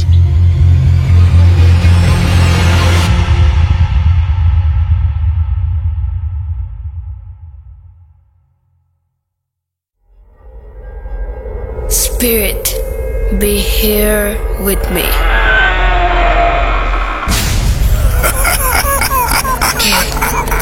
Get to me. Bhoot.com. The fear returns with Russell. আরও একবার আপনাদের সবাইকে স্বাগত জানাচ্ছি আমি রাসেল। আশা করছি আপনারা সবাই ভালো আছেন এবং ভালোর তলে আছেন। আমরা শুনছি Bhoot.com এবং একটার পর একটা দারুণ দারুণ ঘটনা আপনাদের উপহার দিতে পারছি ভেবে আমি আনন্দিত। আমি চেষ্টা করব প্রতিনিয়তই আপনাদের সামনে দারুণ কিছু ঘটনা উপস্থাপন করতে। অডিও ক্লিপগুলো সবসময় আমরা আসলে যেরকম চাই সেরকম পাওয়া হয় না, তারপরেও চেষ্টা তো করি। আর আপনারাও আপনার বন্ধু বান্ধব আত্মীয় স্বজন সবাইকে বলবেন যেন বেশি বেশি করে আমাদেরকে অডিও ক্লিপ পাঠান, এবং সেই অডিও ক্লিপগুলো তাদেরকেই বলবেন যাদের ঘটনা বা যাদের কথা বলা আপনাদের ভালো লাগে। আমরা চলে যাচ্ছি আমাদের পরবর্তী ঘটনায়। আসসালামু আলাইকুম রাসেল ভাই এবং প্রিয় শ্রোতা বন্ধুরা, আশা করি আপনারা সকলেই ভালো আছেন এবং সুস্থ আছেন। আমি মোহাম্মদ সাবিত আলম বলছি ময়মনসিংহ বিভাগ থেকে। আমি আজকে যে ঘটনাটি আপনাদেরকে বলবো সেই ঘটনাটি আমাকে ফাতেমা নামের একজন আন্টি বলেছেন। ফাতেমা আন্টির ঘটনা আমি নিজের ভাষায় আপনাদের সামনে উপস্থাপন করছি এবং অনিচ্ছাকৃত ভুল ত্রুটির জন্য আপনাদের সকলের কাছে আমি ক্ষমা চাচ্ছি। ফাতেমা আন্টি বলছেন যে ওনারা নর্মালি খুলনা বিভাগের কোনো একটা জায়গায় থাকতেন। ওখানে ওনার বিয়ে শাদী হয়। ওনার যার সাথে বিয়ে হয় মানে ওনার হাজব্যান্ড ছিলেন মেইনলি পুরান ঢাকায় একজন বসবাসরত ব্যক্তি, কিন্তু উনি একজন ইঞ্জিনিয়ার ছিলেন এবং চাকরির সুবাদে তখন তিনি খুলনায় ছিলেন। ওনাদের বিয়ে শাদীর পরে মোটামুটি 2-3 মাস পরে ওনাদের সেই ট্রান্সফার হয়ে যায় বিভিন্ন জায়গায়, যেরকম একটা ইঞ্জিনিয়ারের ট্রান্সফার হতে থাকে। এরকম ট্রান্সফার হতে হতে কয়েক বছর পার হয়ে যায়, মোটামুটি 8-9 বছর পার হয়ে যায়। এর মাঝখানে ফাতেমা আন্টির 2জন বেবি হয়। একজন হচ্ছে ছেলে 8 বছর বয়সী এবং একজন মেয়ে তখন 4 বছর বা 5 বছর বয়সী, 2জনই খুবই ছোট। তো ওনার হাজব্যান্ডের ট্রান্সফার যখন ঢাকায় হয়, যেহেতু উনি আগে পুরান ঢাকায় থাকতেন, তো এখানেই উনি একটা বাসা নিয়ে নেন। ওনারা শিফট হওয়ার মোটামুটি 2 দিন আগে ওনার হাজব্যান্ড চলে গেলেন, আগেই যেন উনি একটা বাসার ব্যবস্থা করে রাখতে পারেন। এরপরে ওনারা যখন সেই বাসায় গেলেন কয়েকদিন পরে, বাসা দেখে ফাতেমা আন্টির একটাই কথা, ওনার হাজবেন্ডকে নিয়ে বললেন যে তুমি এটা কি বাসা চয়েস করলা? এটা তো দেখে একটা গ্রেভইয়ার্ড বা কবরস্থান মনে হচ্ছে। এত পুরাতন বাসা, একতলা বাসা, আর কোনো জায়গা নাই, মানে আর কোনো মানুষ নাই, কিছু নাই, এটা তুমি কিভাবে নিলা? এটা কি সম্ভব? একটা কথা এখানে বলে রাখা ভালো, এই ঘটনাটা ওনাদের সাথে ঘটেছে আজ থেকে প্রায় 30 থেকে 35 বছর আগে। তখন পুরান ঢাকার অবস্থাটা কেমন ছিল সেটা আপনারা অবশ্যই জানেন। তো আবার ঘটনায় ফিরে আসি।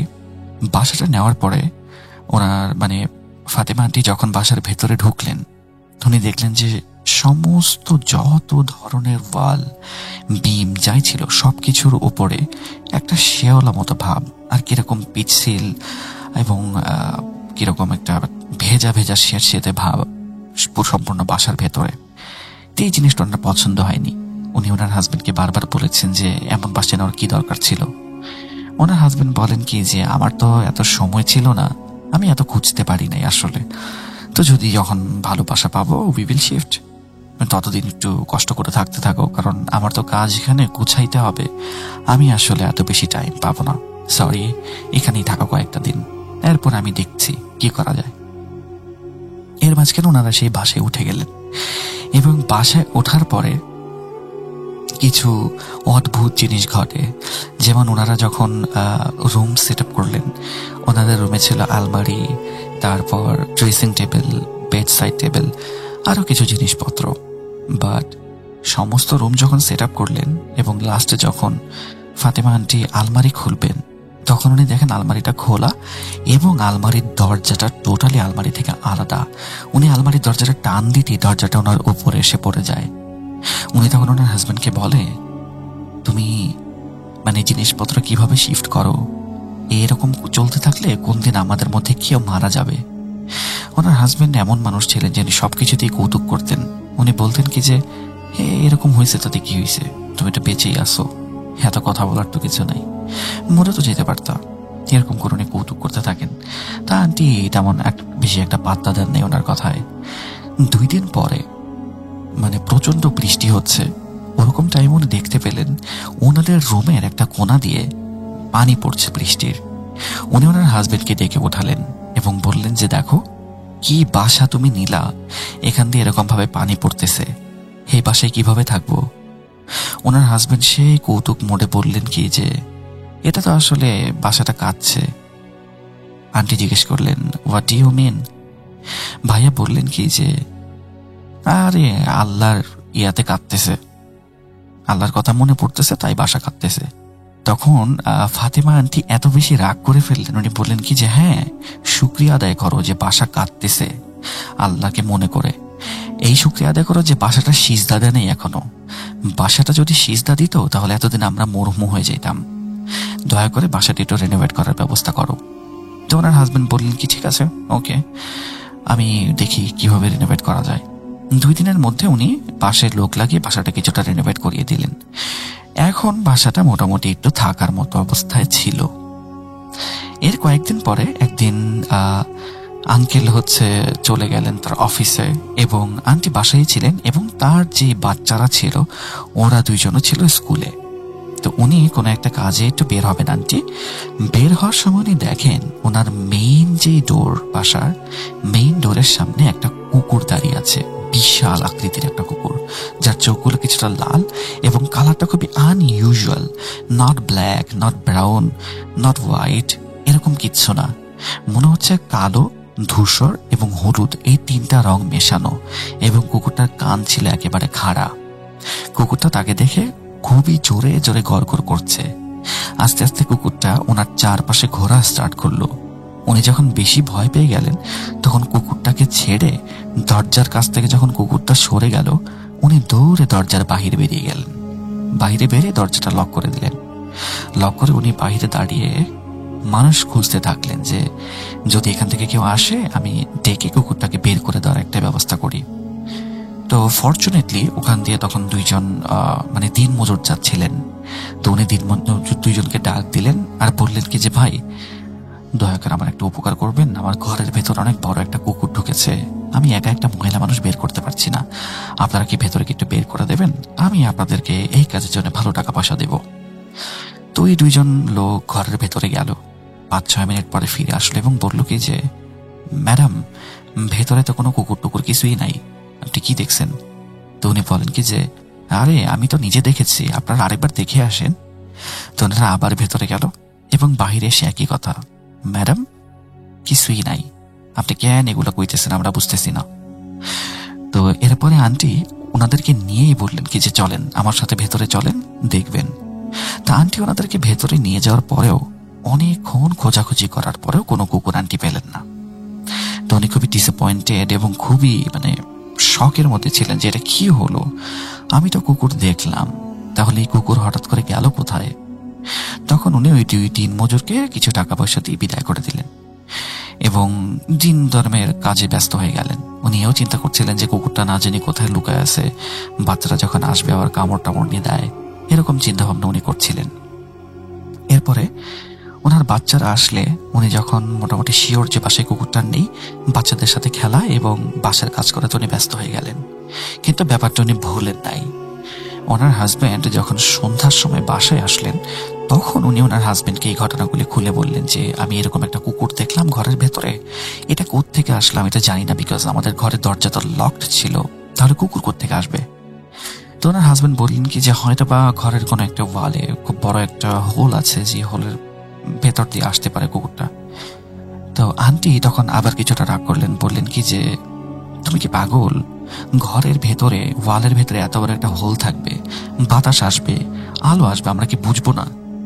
তখন ওনার হাজবেন্ড বললেন কি আচ্ছা ঠিক আছে, আজকে আর পারবো না, কালকে সকালে খুঁজে দেখবো।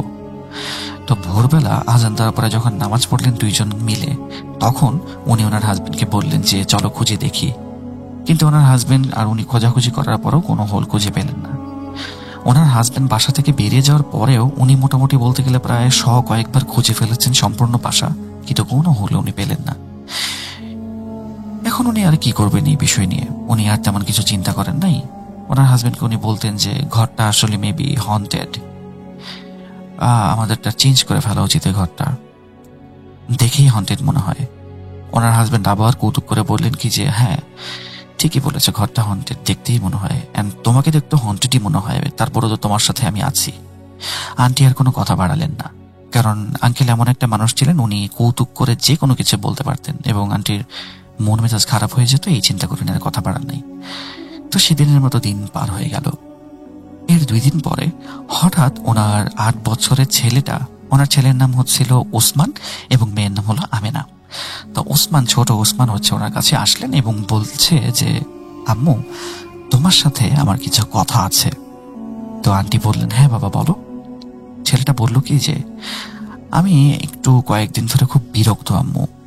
তো আন্টি জিজ্ঞেস করলেন কেন? সে বলল যে আমি আমিনার উপরে বিরক্ত। তো আন্টি জিজ্ঞেস করলেন যে আমিনা কি করেছে বলো। তখন ওসমান বলল যে আমিনা সারা রাত কার সাথে যেন কথা বলে। আমি শুরুতে ভাবতাম যে হয়তো ঘুমের ঘরে বলছে, কিন্তু আসলে আমার মনে হয় না ঘুমের ঘরে বলে। তো ও সারা রাত কারোর সাথে কথা বলে এবং হাসাহাসি করে। তো আমি এটা জানি না এবং আমার খুব খারাপ লাগে, বিরক্ত লাগে। তো আন্টি ওসমানকে জিজ্ঞেস করলেন যে এই ঘটনাটা কখন ঘটে, তুমি আমাকে আগে কেন বলো নাই? তো তখন ওসমান বলল কি যে আমি ভাবতাম যে ও ঘুমাতো, কিন্তু গতকালকে যখন ও কথা বলছিল আমি ওর কাছে গিয়েছিলাম, আমি যেতেই দেখি ও চোখটা বন্ধ করে শুয়ে পড়লো এবং ঘুমানোর অ্যাক্টিং করা স্টার্ট করলো। তো আমি আজকে বুঝতে পেরেছি যে ও কারোর সাথে রাতের বেলা কথা বলে। আন্টি এই কথা শুনে বললেন কি আচ্ছা ঠিক আছে, এই ঘটনাটা কখন ঘটে, রাতের কয়টায়? তখন ওসমান বলে যে আমরা তো খাওয়া দাওয়া করে 10টা সাড়ে 10টার ভেতরে শুয়ে পড়ি, মোটামুটি 11টা থেকে 12টার মধ্যে এরকম জিনিসটা স্টার্ট হয়। তো আন্টি বললেন কি আচ্ছা ঠিক আছে, তোমরা ঘুমিয়ে পড়বো আজকে, আমি রাতের বেলা আজকে তোমাদের ঘরের সামনে পাহারায়ও থাকবো আর দেখবো যে ও কার সাথে কথা বলে। আমি দরজার বাহির থেকে আড়ি পেয়ে তো শুনবো আমি না কার সাথে কথা বলে। তো সেদিন রাতের বেলা আন্টি মোটামুটি প্রায় 1 থেকে 1.5 ঘন্টা রাতের বেলা দাঁড়িয়ে রইলেন ওনার বাচ্চাদের দরজার কাছে, কিন্তু কোনো ধরনের কোনো আওয়াজ নেই। আমি না কারোর সাথেই কথা বলছেন, আমি না ওয়াজ স্লিপিং। তো উনি ঘরের দরজাটা একটু ফাঁকা করে দেখেন আমি না অলরেডি ঘুমাচ্ছে। তো পরদিন যখন সকালবেলা উনি উঠলেন, উঠে ওসমানকে একটা আলাদা ঘরে নিয়ে গেলেন, নিয়ে গিয়ে বললেন যে ওসমান আমি তো কালকে এমন কিছু দেখলাম না, তুমি আমাকে যেটা বললা এটা তো আসলে ঠিক ছিল না। ওসমান বলল মা আমার মনে হয় কেউ এই কথাটা শুনে ফেলেছে, আমি যে তোমাকে বললাম, আমি জানি না, তবে আমি না কারোর সাথে কথা বলে। পরে ফাতেমা আন্টি বললেন কি যে কারোর সাথে কথা বলে তুমি কিভাবে শিওর? ও তো নিজের সাথেও কথা বলতে পারে, এটা তো কোনো বড় ব্যাপার না। ওসমান তখন বলে কি না আম্মু, ও যখন কারোর সাথে কথা বলে তখন রুমের ভেতরে খুবই বোটকা বাজে একটা স্মেল আসে, মনে হয় মাংস পচা দুর্গন্ধ, পচা খাবারের একটা বাজে গন্ধ। ডাস্টবিনের কাছে যাওয়ার সময় যেমন গন্ধ পাওয়া যায় ঠিক তেমন বাজে একটা গন্ধ। আর এই গন্ধটা যখন রুমের ভেতরে আসে তখন আমার বমি চলে আসে, আর যখন আমি না কথা বলা বন্ধ করে দেয় ঘুমিয়ে যায় তখন এই গন্ধটা চলে যায়। কেউ তো আসে রাতের বেলা আমাদের ঘরে, আমি জানি না। এরপরে 2-1 দিন আর কোনো ধরনের কোনো প্রবলেম হলো না, আমি না কারোর সাথে রাতে কথা বলে না। 3 নম্বর দিন রাতের বেলা আন্টি ঘুম থেকে ওঠেন পানি খাওয়ার জন্য। রাত তখন 12টা থেকে 12:30 বা 1টা হবে। তো ওই টাইমে উনি শুনতে পারলেন ওনার মেয়ে ওনার রুম থেকে কথা বলছে। তো উনি চিন্তা করলেন যে আমিনা এত রাতে কার সাথে কথা বলে। উনি জিনিসটা ইনফিলট্রেট করার জন্যে আমিনার রুমের সামনে গিয়ে কান পেতে রইলেন। উনি শুনতে পেলেন আমিনা কথা বলছে কারোর সাথে, কিন্তু কি বলছে সেটা বোঝা যাচ্ছে না, বিকজ রাতের বেলা এত আস্তে আস্তে কথা বললে the noise was very unclear, voice was very unclear too. So উনি কিছু শুনতে পারলেন না। উনি হঠাৎ করে কি করলেন, দরজাটা খুলে দিলেন, এবং দরজা খুলতে ওনার মনে হলো ওনার মুখের উপরে খুব গরম একটা বাতাস ধাক্কা দিল, আর ঘরের ভেতরে এমন বাজে গন্ধ যেটা নাকে যেতেই ওনার বমি আসার মতো অবস্থা হয়ে গেল। রক্ত পচা, মাংস পচা গন্ধ, যেরকম কোরবানির ঈদের পরে যদি কোনো জায়গায় পরিষ্কার না করা হয় রক্তের একটা গন্ধ থাকে, স্মেল থাকে, ওরকম খুবই বাজে একটা স্মেল। তো উনি যখন রুমের ভেতরে ঢুকলেন তখন দেখলেন কি যে আমিনা বসা থেকে হঠাৎ করে শুয়ে পড়লো এবং চোখ বন্ধ করে দিল। উনি আমিনার কাছে গিয়ে বসলেন, মাথায় হাত বুলালেন, সবকিছুই করলেন। যখন আমিনাকে জিজ্ঞাসা করলেন যে আমিনা তুমি কি ঘুমিয়েছ, কার সাথে কথা বলছিলে মা, তখন আমিনা বলে, মানে আমিনা কিছু বলে না, আমিনা টোটালি সাইলেন্ট, এবং সে খুব সুন্দর ঘুমের অ্যাক্টিং করছিল, মানে সে ঘুমিয়ে গেছে, কথা বলবে না এমনি। তো ফাতেমা আন্টি চিন্তা করলেন কি আচ্ছা ঠিক আছে থাক, এখন এগুলো আসলে করে লাভ নাই, সকালবেলা যখন ঘুম থেকে উঠবে তখন দেখা যাবে কি করা যায়। তো যখন সকাল হলো উনি উঠেই আমিনাকে যখন দেখলেন রুমের থেকে বেরিয়েছে, উনি আমিনাকে ধরে একটা কোনায় নিয়ে গেলেন ওনার রুমের। বললেন কি যে মা তুমি আমাকে সত্যি করে বলো তো তুমি কার সাথে রাতে কথা বলছিলে। আমিনা শুরুতে টিপিক্যাল বাচ্চাদের মতো কিছুই বলে না, বাচ্চারা যেরকম সাধারণত হয়ে থাকে, মানা করে দেয়, হতে পারে নিজের বন্ধু বান্ধব, মানে ইমাজিনারি ফ্রেন্ড, সো এগুলো নিয়ে তারা কথা বলতে চায় না, সো না করলো।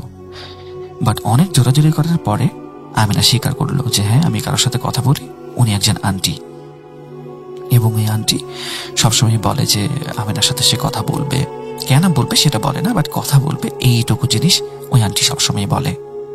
তো এরপরে ফাতেমা আন্টি বলেন কি যে এই আন্টি যদি এরপরে কখনো তোমার কাছে আসে তুমি তাকে সরাসরি না করে দেবে, যেন তোমার সাথে সে কোনো ধরনের কোনো কথা না বলে। আমিনা ওনার কথা মেনে নিলেন, মানে ছোট্ট আমিনা মেনে নিল। মেনে নেওয়ার পরে সে বলল আচ্ছা ঠিক আছে আমি মানা করে দেব। 2 দিন আর কোনো কিছুই হয় না।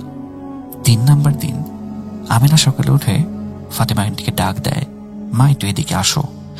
আন্টি যখন গেলেন মেয়ের কাছে তখন মেয়ে আবার তাকে নিজের রুমে নিয়ে গিয়ে বলল, জান আম্মু ওই আন্টিটা আমাকে বলেছে আমার সাথে কথা বলবে, এবং এও বলেছে আমার সাথে কথা বলা কেউই থামাতে পারবে না, যদি কেউ থামানোর চেষ্টা করে তার ক্ষতি হবে। তখন ফাতেমা আন্টি আমিনাকে বলে যে তুমি এরপরও যদি সে তোমার সাথে কথা বলতে চায় তুমি তাকে বলবে, আপনি যদি আমার কাছে আরেকবার আসেন আমি আমার মাকে বিচার দেব, বা আমার মার অনুমতি নিয়ে আসেন আপনি। এর পরের দিন রাতের বেলা ফাতেমা আন্টি 9টা-10টার দিকে রাতের বেলা ওয়াশরুমে গেলেন। ওয়াশরুমে উনি ফ্রেশ হবেন, ঘুমানোর আগে ড্রেস আপ চেঞ্জ করে ফ্রেশ হবেন। তো যখন উনি ওয়াশরুমে ওনার মুখে পানি দিচ্ছিলেন তখন ওনার মনে হলো ওয়াশরুমের দরজাটা হঠাৎ একটু ফাঁকা হয়ে গেল, but the door was locked. But তারপরেও মনে হলো যে ডোরটা ফাঁকা হয়ে গেল, এবং একটা ধোঁয়ার মতো কিছু ওয়াশরুমের ভেতরে ঢুকলো, এবং সেই বাজে বোটকা গন্ধটা যেটা উনি ওনার ছেলে মেয়েদের রুমে পেয়েছিলেন। তো ওনার খুব ভয় লাগতে শুরু করলো লাইফে, প্রথমবারের মতো এরকম জিন টাইপের কিছু নিয়ে ভয়। ওনার কাছে মনে হলো যে কেউ হয়তো বা ওয়াশরুমের ভেতরে আছে। উনি দৌড়ে ওয়াশরুম থেকে বেরিয়ে গেলেন এবং ওনার হাজব্যান্ডকে বললেন কি যে দেখো আমার মনে হয় আমিনার কোনো একটা প্রবলেম হচ্ছে, এই ঘরটা একটু হন্টেড অ্যান্ড জিন ঘটিত কোনো প্রবলেম হয়তো বা আছে, সো তুমি একটু প্লিজ দেখো না কারোর সাথে কথা বলে। কিন্তু ভাইয়া আসলে এই জিনিসগুলি বিশ্বাস করতেন না, মানে আঙ্কেল এই জিনিসগুলি কখনোই বিশ্বাস করতেন না। আর এছাড়াও ওনার যে শ্বশুর বাড়ির ব্যক্তিবর্গরা ছিলেন ওনারাও এই সমস্ত জিনিসে বিশ্বাস করতেন না, বা ফাতেমা আন্টির বাবা বাড়ির কেউই জিন ভূতে তেমন বিশ্বাস করতেন না। তো ওনারা বললেন যে ফাতেমাকে ডাক্তার দেখানোর জন্য, আমিনাকে ডাক্তার দেখানোর জন্য বলা হলো। তা আমিনাকে ডাক্তারের কাছে নিয়ে যাওয়া হলো, কিন্তু কোনো ডাক্তার ওরা কোনো রোগ ধরতে পারে না, মানে আমিনা ইজ টোটালি মানে fine, physically fit, mentally fit. তো এরপরে একদিন কি হলো, আমিনাকে ফাতেমাটি জিজ্ঞেস করলেন যে ওই মহিলাকে আরো এসেছিল। আমিনা বলে কি সে প্রতি রাতেই আসে, আমি মানা করি কিন্তু আমাকে বলে যে তোমার অনুমতি নিয়ে এসেছে। আন্টি কিছুটা ভয় পেয়ে যান এবং তখন ফাতেমাকে কিছুটা বকাবাদ্দি করতে থাকেন যে তুমি আমাকে এই সমস্ত জিনিস কেন বলো নাই, আগে কেন বলবো না। তো আমিনা কিছুটা রাগ করে রুম থেকে উঠে যায় এবং বল দিয়ে খেলতে খেলতে ও কি করে, শোকেসের উপরে থাকে একটা ডিনার সেটের একটা প্লেট ভেঙে ফেলে। এটা আন্টির খুবই পছন্দের একটা প্লেট ছিল, ডিনার সেট ছিল। তো উনি আমিনাকে কিছুটা বকাবাদ্দি করে যে তুমি একটু দেখাশোনা করে খেলবো না, এখানে যাও, ভেতরে যাও, এখান থেকে যাও, চোখের সামনে থেকে যাও। যেরকম একটা মা নর্মালি বাচ্চাদেরকে একটা বকাবাদ্দি করে ওরকমই। তো আমিনা যখন ভিতরে চলে গেল, আন্টি সবকিছু পরিষ্কার করে একটু মন খারাপ করলেন যে মেয়েটাকে এভাবে বকলাম, একটু গিয়ে কথা বলে আসি। তো উনি চলে গেলেন ফাতেমার কাছে, মানে আমিনার কাছে। আমিনার কাছে যাওয়ার পরে উনি আমিনাকে বললেন যে মা দেখো, জিনিসগুলো তো অনেক দামি আর আমার অনেক প্রিয় একটা জিনিস ছিল, তুমি যদি এরকম করো তাহলে তো এগুলো নষ্ট হয়ে যাবে। আজকে এগুলো আমার আছে, পরে তো তোমাদেরই হবে। এরকম করো না, খেলাধুলা করো, কিন্তু একটু আস্তে ধীরে শান্তি মতো খেলো, কেমন? তা আমিনা তখন কিছুটা রাগান্বিত গলায় ওর মাকে বললো যে মা, আমি তো ইচ্ছা করে করি নাই, তুমি যে আমাকে বকা দিলা না, আমি তো বলটা এখানে মারিই নাই। তুমি আমাকে বকা দিলা যখন, আন্টি আমার হাত থেকে বলটা নিয়ে ওখানে মেরেছে। তো ফাতেমা আন্টি কিছুটা অবাক হয়ে জিজ্ঞেস করেন, মানে আন্টি মেরেছেন বলতে তুমি কি বোঝালা? তো এরপরে আমিনা বলে কি যে আন্টি আমার হাত থেকে বলটা নিয়ে ছড়ে ফেলেছিল। ওই মুহূর্তেই আমিনা আবার বলে যে আমাকে যখন তুমি বকাবাদি করো বা কোনো বিষয় নিয়ে মানে ইন্টারোগেট করো বা প্রশ্ন করো, আন্টি এই জিনিসটা পছন্দ করেন না। উনি মোটামুটি ভালোই রেগে যান এবং আমাকে বলেন যে তোমার মা ভালো না। এই কথাটা বলার সাথে সাথে ড্রয়িং রুম থেকে আবার কাচের প্লেট ভাঙার মানে বড় শব্দ আসতে শুরু করলো। এবার আন্টি দৌড়ে গিয়ে দেখেন যে তখন তো তার ডিনার সেটের একটা মাত্র প্লেট ভেঙেছিল, কিন্তু এবার তার সম্পূর্ণ ডিনার সেটটাই নিচে পড়ে ভেঙে গুড়িয়ে গেছে, একদম একেবারেই গুড়িয়ে গেছে। তো উনি কিছুটা মন খারাপ করলেন এবং চিন্তা করলেন যেটা কিভাবে হলো। আজকে ওনার হাজবেন্ড আসলে উনি এই বিষয়ে কথা বলবেন, এই চিন্তা করলেন উনি। তো এরপর উনি আমিনাকে আর কিছু বলেননি। সন্ধ্যার দিকে যখন ওনার হাজবেন্ড বাসায় আসলেন, তখন উনি আঙ্কেলকে সবকিছুই খুলে বললেন। আঙ্কেল বললেন কি, এই জিনিসগুলো আসলে তোমার মনের ভুল। There is nothing called ghost, nothing called jinn. তুমি ডিনার সেটটা ঠিক মতো রাখোনি, দ্যাটস ওয়াই এটা পড়ে ভেঙে গেছে। এখানে আমিনারও কোনো ফল্ট নাই বা আনসিন কোনো কিছুরও কোনো ফল্ট নাই। Stop exaggerating things. এত বেশি মানে বাড়িয়ে বাড়িয়ে বলো না। সেই দিন প্রথমবারের মতো আঙ্কেল কিছুটা বিরক্ত হন আন্টির উপরে। আন্টি তখন আর তেমন কিছু একটা বলে না। উনি চিন্তা করতে থাকে আমি কোথা থেকে হেল্প পাই, শ্বশুর বাড়ির কেউ মানে না, আমার বাবার বাড়ির কেউ মানে না, আমার হাজবেন্ড মানে না, এখন আমি কি করতে পারি? কিন্তু এভাবেই ভয়ে ভয়ে ওনার দিন কাটতে লাগলো। এরপরে একদিন ওনাদের বাসায় ওনার শ্বশুর এবং শাশুড়ি বেড়াতে এলেন। বেড়াতে আসার সময় নর্মালি বাড়ির বয়োজ্যেষ্ঠ মানে দাদা দাদি নানা নানি যারা থাকেন, ওনারা বাচ্চাদের জন্য অনেক গিফট নিয়ে আসেন। একটা খেলাও খেলেন অনেক সময় ছোট বাচ্চাদের সাথে, যে আমি তুই এটা হাতে চকলেট নিলাম, কোন হাতে চকলেট আছে বলতে পারলে এটা তোমার। তো উনি দেখলেন কি যে আমিনার সাথে ওনার শাশুড়ি এই খেলাটা খেলছেন, কিন্তু আমিনা জিদ করছে যে না, আমার একবারই সব কয়টা চাই। তো ফাতেমা আন্টি এবার একটু হাসি খুশি একটু শান্ত হলেন যে না, যাক, বাসায় আরো মানুষ আসছে, এখন কিছুটা সেফ থাকতে পারবো। উনি কিছুটা নিশ্চিন্ত হয়ে রান্নাঘরের দিকে গেলেন সবার জন্য চা বানাতে। উনি যখন চা বানাচ্ছিলেন, চাটা যখন প্লেটে ঢাললেন মানে কাপের উপরে ঢাললেন, তখন হাতে নিয়ে বাইরে আসবেন এমন সময় উনি শুনলেন ওনার শাশুড়ি বিকট শব্দে চিৎকার করে উঠলেন। এমন শব্দে চিৎকার করলেন মনে হয় ওনার জান বেরিয়ে যাচ্ছে, এমন জোরে উনি চিৎকার করে উঠেছিলেন। তো আন্টি যখন এই চিৎকারটা শুনলেন, তখন ওনার হাত থেকে চায়ের কাপ এবং প্লেট সব পড়ে গেল। উনি দৌড়ে বাইরে আসলেন এবং দেখলেন যে কি হচ্ছে আসলে বাহিরে। উনি এসে সম্পূর্ণ অবাক। ওনার শাশুড়ির ডান হাত একেবারে মুচড়ে দেওয়া, একেবারে উল্টে ফেলা। এই দৃশ্য দেখে উনি নিজেও চিৎকার দেন। তৎক্ষণাৎ কোনো না কোনো ভাবে ওনার হাজবেন্ডকে খবর দেওয়া হয় এবং ওনার হাজবেন্ড বাসায় চলে আসেন আর ওনার শাশুড়িকে হসপিটালে নেওয়া হয়। তখন কেউই হসপিটালের বিশ্বাসই করতে চায় না যে 5 বছর বা 4 বছরের একটা মেয়ে বাচ্চার হাতে এত জোর বা এত শক্তি কোত্থেকে আসবে যে একটা প্রাপ্ত বয়স্ক মহিলার হাত এভাবে মুচড়ে দিতে পারে। এটা কি আদৌ সম্ভব? তখন আন্টি ওনার শাশুড়িকে বললেন কি যে বাসায় হয়তো বা কোনো একটা প্রবলেম আছে মা, আপনারা আমার কথাটা একটু সিরিয়াসলি নেন প্লিজ। কিন্তু ওনার শাশুড়ি বললেন যে বাসায় কোনো ধরনের কোনো প্রবলেম থাকে না, প্রবলেম সব হচ্ছে মাথার আর মানুষের মনের, তোমার মেয়েকে ডাক্তার দেখাও। আরেক দফা আমেনাকে ডাক্তার দেখানো হলো, কিন্তু একই ফলাফল, কোনো ধরনের কোনো চেঞ্জ রিপোর্টস আসেনি। আমেনা একেবারেই মানসিকভাবে সুস্থ, শারীরিকভাবে সুস্থ, আমেনার কোনো ধরনের কোনো প্রবলেম নেই। তাহলে কেন সে এমন করছে? ডাক্তার বলে যে একা একা থাকে হয়তো বা এই কারণে। কিন্তু আন্টি চিন্তা করে যে বাচ্চারা তো সাধারণত ইমাজিনারি ফ্রেন্ড তখন বানায় যখন একা থাকে বা তারা কোনো ভাই বোন থাকে না, খেলার সঙ্গী থাকে না। কিন্তু আমার এই ছেলে মেয়ে তো দুজন একসাথে খুব মিলেমিশে থাকে, তাহলে এমন করার কারণটা কি হতে পারে? তখন ওনারা চিকিৎসা করানি মোটামুটি বন্ধই করে দিলেন, বিকজ যেহেতু কোনো প্রবলেম নেই আর কি চিকিৎসা করাবেন। এভাবেই দিন কাটতে লাগলো।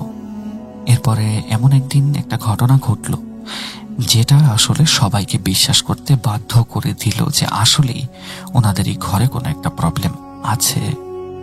সেদিন রাতের বেলা আন্টি এবং আঙ্কেল খাওয়া দাওয়ার পরে ঘুমিয়ে গেলেন এবং রাতের বেলা হঠাৎ করে টুংটাং আওয়াজে, রান্নাঘর থেকে আসা টুংটাং আওয়াজে তাদের দুইজনেরই ঘুম ভেঙে গেল।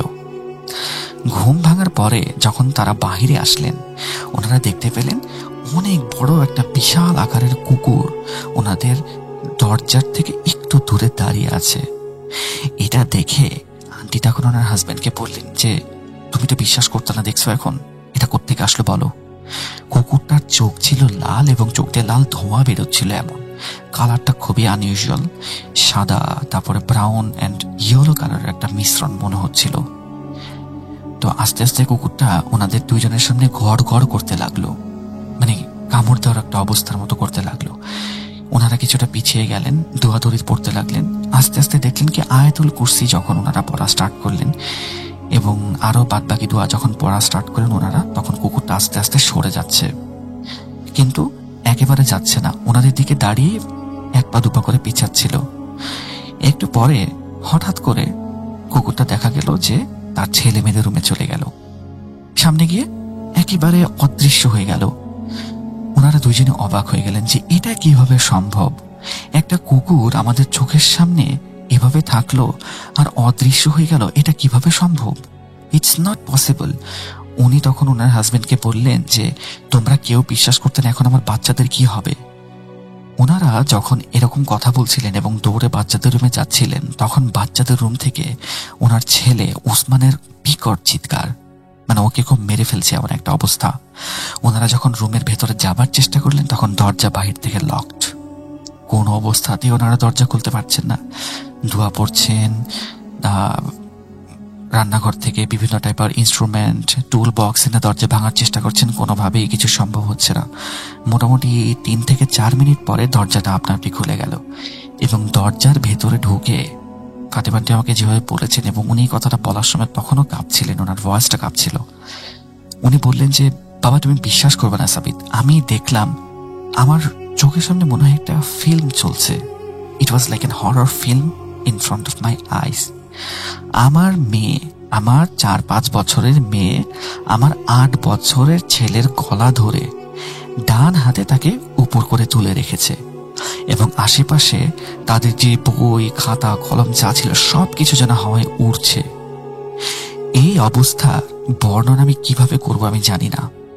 তো আমি তৎক্ষণাৎ দেখলাম যে আমার ছেলেটা গলায় চাপ লাগার কারণে ওর দম আটকে যাচ্ছিল এবং এই কারণে সে চিৎকার করছিল। এরপরে আমরা কোনো রকমে 2 ভাই বোনকে আলাদা করলাম। আলাদা করার পরে মেয়েটা মোটামুটি অজ্ঞানের মতোই হয়ে গেল এবং 2-3 মিনিট পরে ছেলেটারও জ্ঞান ফিরলো এবং জ্ঞান ফেরার পরে সে আমাদেরকে ইশারা করে তার পায়ের দিকে তাকাতে বলল। আমরা যখন তার পায়ের দিকে দেখলাম তখন দেখলাম যে তার পায়ে জন্তু জানোয়ারের কামড়ের দাগ, তাও একটা নয়, মোটামুটি সামনের বড় দাঁত যদি 2টা থাকে, মানে চোখা দাঁত, তাহলে একটা কামড়ে 2টা দাঁতের দাগ হয়, বাট ওর পায়ে মোটামুটি 8-10টার মতো দাগ ছিল, মানে তাকে 4 থেকে 5 বার কামড়ানো হয়েছে। তখন ওনারা কি করলেন, গাড়িতে করে মানে গাড়িতে চলে আসলেন, গাড়ির কাছে হসপিটালে যাওয়ার জন্য, ছেলেকে চিকিৎসা করানোর জন্য। উনি ছেলেকে নিয়ে গাড়ির পেছনের সিটে বসলেন এবং মেয়েকে সামনের সিটে বাবার সাথে দিলেন। কারণ উনি চিন্তা করছিলেন যে আমার মেয়েটা আবার হয়তো আমার ছেলেটার উপর আক্রমণ করতে পারে, যেহেতু এখন নিজের কোনো সেন্সে নেই।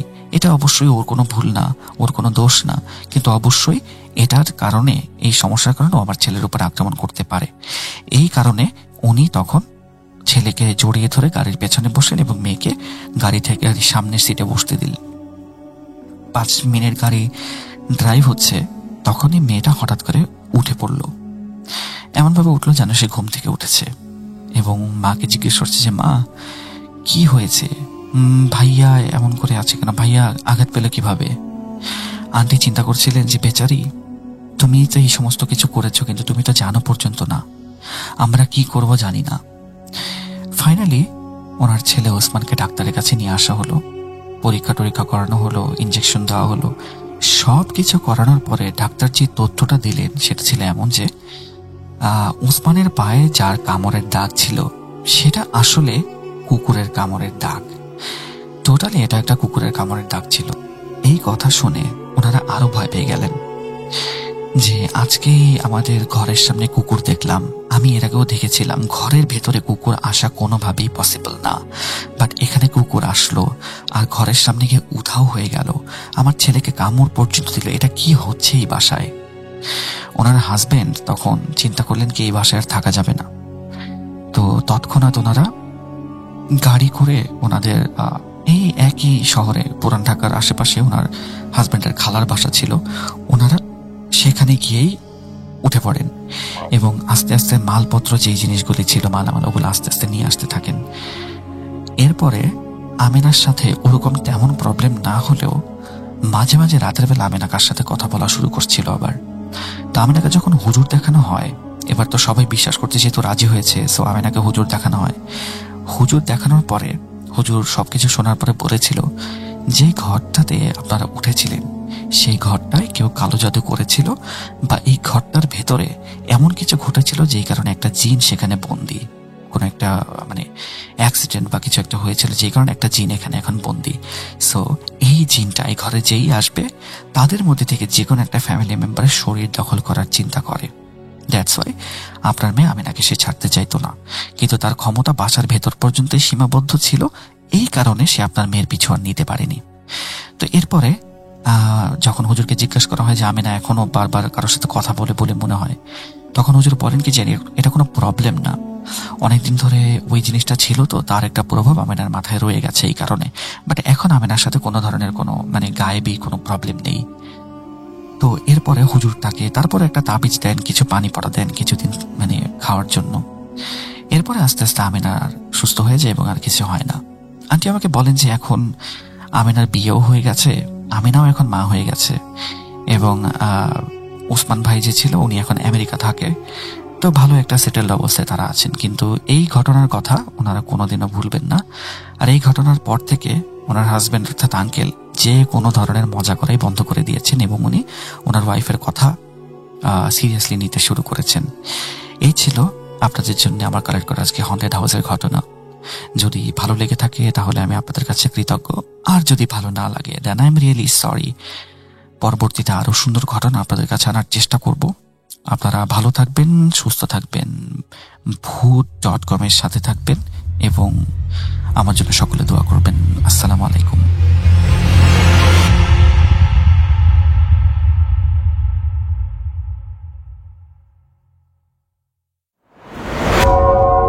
আবারও রাতের আঁধারে ভয়ের রাজ্য ফুঁড়ে ফিরেছি সেই পুরনো সুরে। বিশ্বাস করা বা না করা আপনার ব্যাপার, but the old music comes alive. Voot.com. The fear returns with Russell. আরও একবার আপনাদের সবাইকে স্বাগত জানাই। আমি রাসেল। আশা করছি আপনারা সবাই ভালো আছেন এবং ভালোর দলে আছেন। আমিও ভালো আছি এবং ভালোর দলেই আছি। আজকে আমরা তৃতীয় অডিও ক্লিপে যাব। যদি আপনারা সঙ্গে থাকেন তাহলে খুব ভালো হবে, খুব খুশি হব। আশা করছি প্রথম থেকে শেষ পর্যন্ত শুনবেন আমাদের। চলুন কথা না বাড়িয়ে শুরু করা যাক। আসসালামু আলাইকুম। আশা করি আপনার সবাই অনেক ভালো আছেন। আমার নাম মোহাম্মদ মুশফিকুর রহমান। যে ঘটনাটি বলবো সেটা আমি আর আমার মামার সাথে ঘটেছিল। এটি একটি সত্য ঘটনা। ঘটনার স্থান গাইবান্ধা ঢোলভাঙ্গা ইউনিয়ন। আমাদের সাথে যেভাবে ঘটেছিল সেইভাবে বলার চেষ্টাই করব ইনশাআল্লাহ। আমার মামা বিয়ে করেছে। বিয়ার কিছুদিন পরে আমার মামি বাপের বাড়ি গেছিল ঘুরতে আর কি। পরে আমার মামা বলল, চলো তোমার মামিকে আজকে আনতে হবে, যাই আমরা নিয়ে আসি। আমরা বললাম আচ্ছা ঠিক আছে, আমি যাবো, একটু সময় লাগবে আমার। আচ্ছা ঠিক আছে, তুমি বাড়াও, আমি বাইরে দাঁড়িয়ে রয়েছি। পরে আমরা আপনার রাতের 11টার দিকে রওনা দিই। আমাদের যেতে সময় লাগে নিম্ন আপনার 1 ঘন্টার মতো। আর ভাই আমার মামা যে জায়গায় বিয়ে করেছে ওই গ্রামটিও অনেক দূরে, মানে একটা মাটির রাস্তা আছে, ওটাতে যেতে হয়। চারপাশে শুধু ধান ক্ষেত, কোনো বাড়িঘর নেই, বাচ্চার গোরস্থান, শ্মশানও পরে এই সাইড দিয়ে নদী আছে। পরে আমরা যা আসুন ভাই ভালো মতোই যাই। আবার কিন্তু রাসেল ভাই আমাদেরকে ওই দিনে আসতে হবে, মানে যখন গেছি 1-2 ঘন্টা পরে আবার আসতে হবে। আমি মামাকে বলছিলাম যে কাজ আছে। পরে আমরা খাওয়া দাওয়া করে আপনার 1টার দিকে রওনা দিই। যখন আমরা রওনা দিব ওই টাইমে আমার নানির আমার নানি মামা শাশুড়ি আর কি বলতেছে যে তোমরা তো যাবা, তাহলে কিছু তেলের পিঠা আছে, তোমরা এটা নিয়ে যাও, বাইরে নিয়ে যায় তোমার নানিকে দিও। আমরা বললাম যে তো রাত হয়ে গেছে, আবার তেলের পিঠা নিব, এটা তো সমস্যা হতে পারে। এখন তারা গ্রামের মানুষ, তারা যেরকম ওই যে গ্রামে কাঁচামরিচ নারকেল চুড়ে যে ভাই যে আর লার্কি দিয়ে আনদে ওটি কয়লা, সেই কয়লা দিয়েছে। আমরা তারপরেও হেরা এরকম দিছে, আমরা তো যাও, আর এখন কোনো সমস্যা হবে না। কিন্তু রাসেল ভাই আমরা যেদিক দিয়ে আসবো ওই দিক দিয়ে কোনো বাড়িঘর নেই, মানে আশেপাশে বাড়িঘর আছে, তার পাশে কোনো বাড়িঘর নেই। তার পাশে এক সাইডে নদী, এক সাইডে শ্মশান, একটু পরে গোরস্থান। পরে আমরা আপনার রওনা দেই। যতক্ষণ বাড়িঘর আশেপাশে ছিল আমাদের, ততক্ষণ আমরা ভালো ছিলাম। যখন বাড়িঘর পার হয়ে শ্মশানের কাছাকাছি আসি, আমরা দেখি ভাই আমাদের পিছনে অনেক কিছু হয়ে যেতেছে। আর রাসেল ভাই একটা কথা, আমি এই সময় আপনার হুজুর ছিলাম, মানে মাদ্রাসার ছাত্র ছিলাম, তো অনেক কিছু জানা ছিল আমার। পরে আমরা বাড়িঘর যখন দেখি আমাদের পিছন থেকে অনেক কিছু শব্দ আসতেছে যে দিয়ে যা দিয়ে যা দিয়ে যা। ওই টাইমে আমার মামা ডরাইছিল। আমি বললাম, মামা তুমি কিছু এই সূরা পাঠ করো, তাহলে কোনো সমস্যা হবে না। সূরাটা পাঠ করে 3 বার ফু মারো, বুকে ফু দাও, তাহলে কিছু সমস্যা হবে না। তারপরও রাসেল ভাই আমাদের পিছনে মনে হয় যে অনেক কিছু হয়ে যেতেছে, শব্দ কানের সামনে শুকাইতেছে, দিয়ে যা দিয়ে যা। পরে প্রথম পিটার ব্যাগটা ছিল আমার মামার হাতে। পরে মামা ভয় করলো, পরে দিছে আমারে। পরে আমি নিলাম যে সাহস করে যাওয়ার হবে আজকা। আমি যা যা পারি সুরা মুরা সব পড়তেছি। পরে রাসেল ভাই বিশ্বাস করবেন না, একবার সামনের দিক তাকালে একটু পর পরে একটা বিড়াই দেখি, একবার কুত্তা দেখি, মানে অনেক কিছু, একবার সাদা একটা অবয়ব দেখি। মানে এমন অবস্থা যেখানে কেউ যাদের হার্টের সমস্যা আছে দেখলে তার হার্ট করবে, মানে অনেক ভয়ানক। পরে আমাদের চোখের সামনে ভাই এত পিছনের দিক ছিল, ওটা দেখি সামনে আমাদের দৌড়ি করতেছে অনেক কিছু সাইড দিয়ে। পরে মামাকে বললাম, মামা দেখো সামনে তো অনেক কিছু, তা তুমি ভয় করো না, এক কাজ করো সূরা পড়ো, আর আমরা চোখ দুইটাকে নিচের দিকে নামিয়ে দিই। চোখ দুইটা নিচ থেকে নামে মাটির দিক থেকে দেখে হাঁটবো আমরা, তাহলে আমাদের চোখের সামনে কিছু পড়বে না। পরে কোনো ঠিক আছে।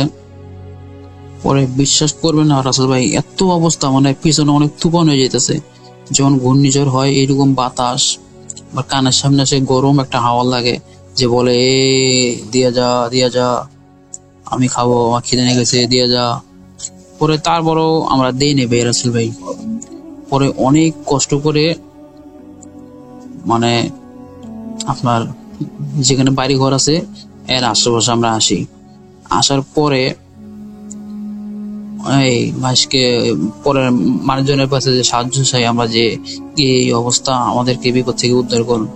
পরে তারা বলে যে তোমরা কি পাগল, এত রাত্রে এটি তোমরা নিচে কিসের জন্য, তোমরা জানো না ওই শ্মশানটা খারাপ, অনেক জায়গাটা অনেক খারাপ জায়গা।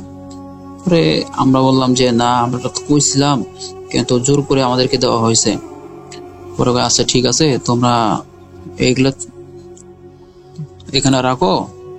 তারা আর কি ঘরে তুলে নেবে, এই পিঠাগুলি তারা বাইরে রাখছিল। পরে আমাদেরকে আর কি আপনাদের ওখানে বলে যে তোমরা এখানে ঘুমাও। ঘটনাটি সত্য ঘটনা, যদি ভালো লাগে ভাই শেয়ার করবেন। আর এই জায়গাটার আমি আপনাকে একটা পিক দেবো, সমস্যা নেই, অথবা একটা ভিডিও দেবো যে জায়গায় ঘটেছিল। যদি ভালো লাগে শেয়ার করবেন, যেহেতু আমার এটাই প্রথম ঘটনা, জানি না কিরকম হবে। ইনশাল্লাহ। আসসালামু আলাইকুম। Welcome back. আপনাদের সবাইকে স্বাগত জানাচ্ছি। আমি রাসেল, শুনছেন ভূত.com। আমি আছি আপনাদের সাথে। তবে এই মুহূর্তের সময় হয়েছে বিদায় নেয়ার। আজকের মতো বিদায় নিতে চাই। যদি ভালো লাগে আমাদের ঘটনা অবশ্যই আমাদের জানাবেন, যদি ভালো না লাগে তবেও জানাবেন। আমরা আজকের মতো বিদায় নিচ্ছি, ফিরে আসবো আবারও। ভালো থাকুন, সুস্থ থাকুন, ভূত.com এর সাথে থাকুন। আল্লাহ হাফেজ।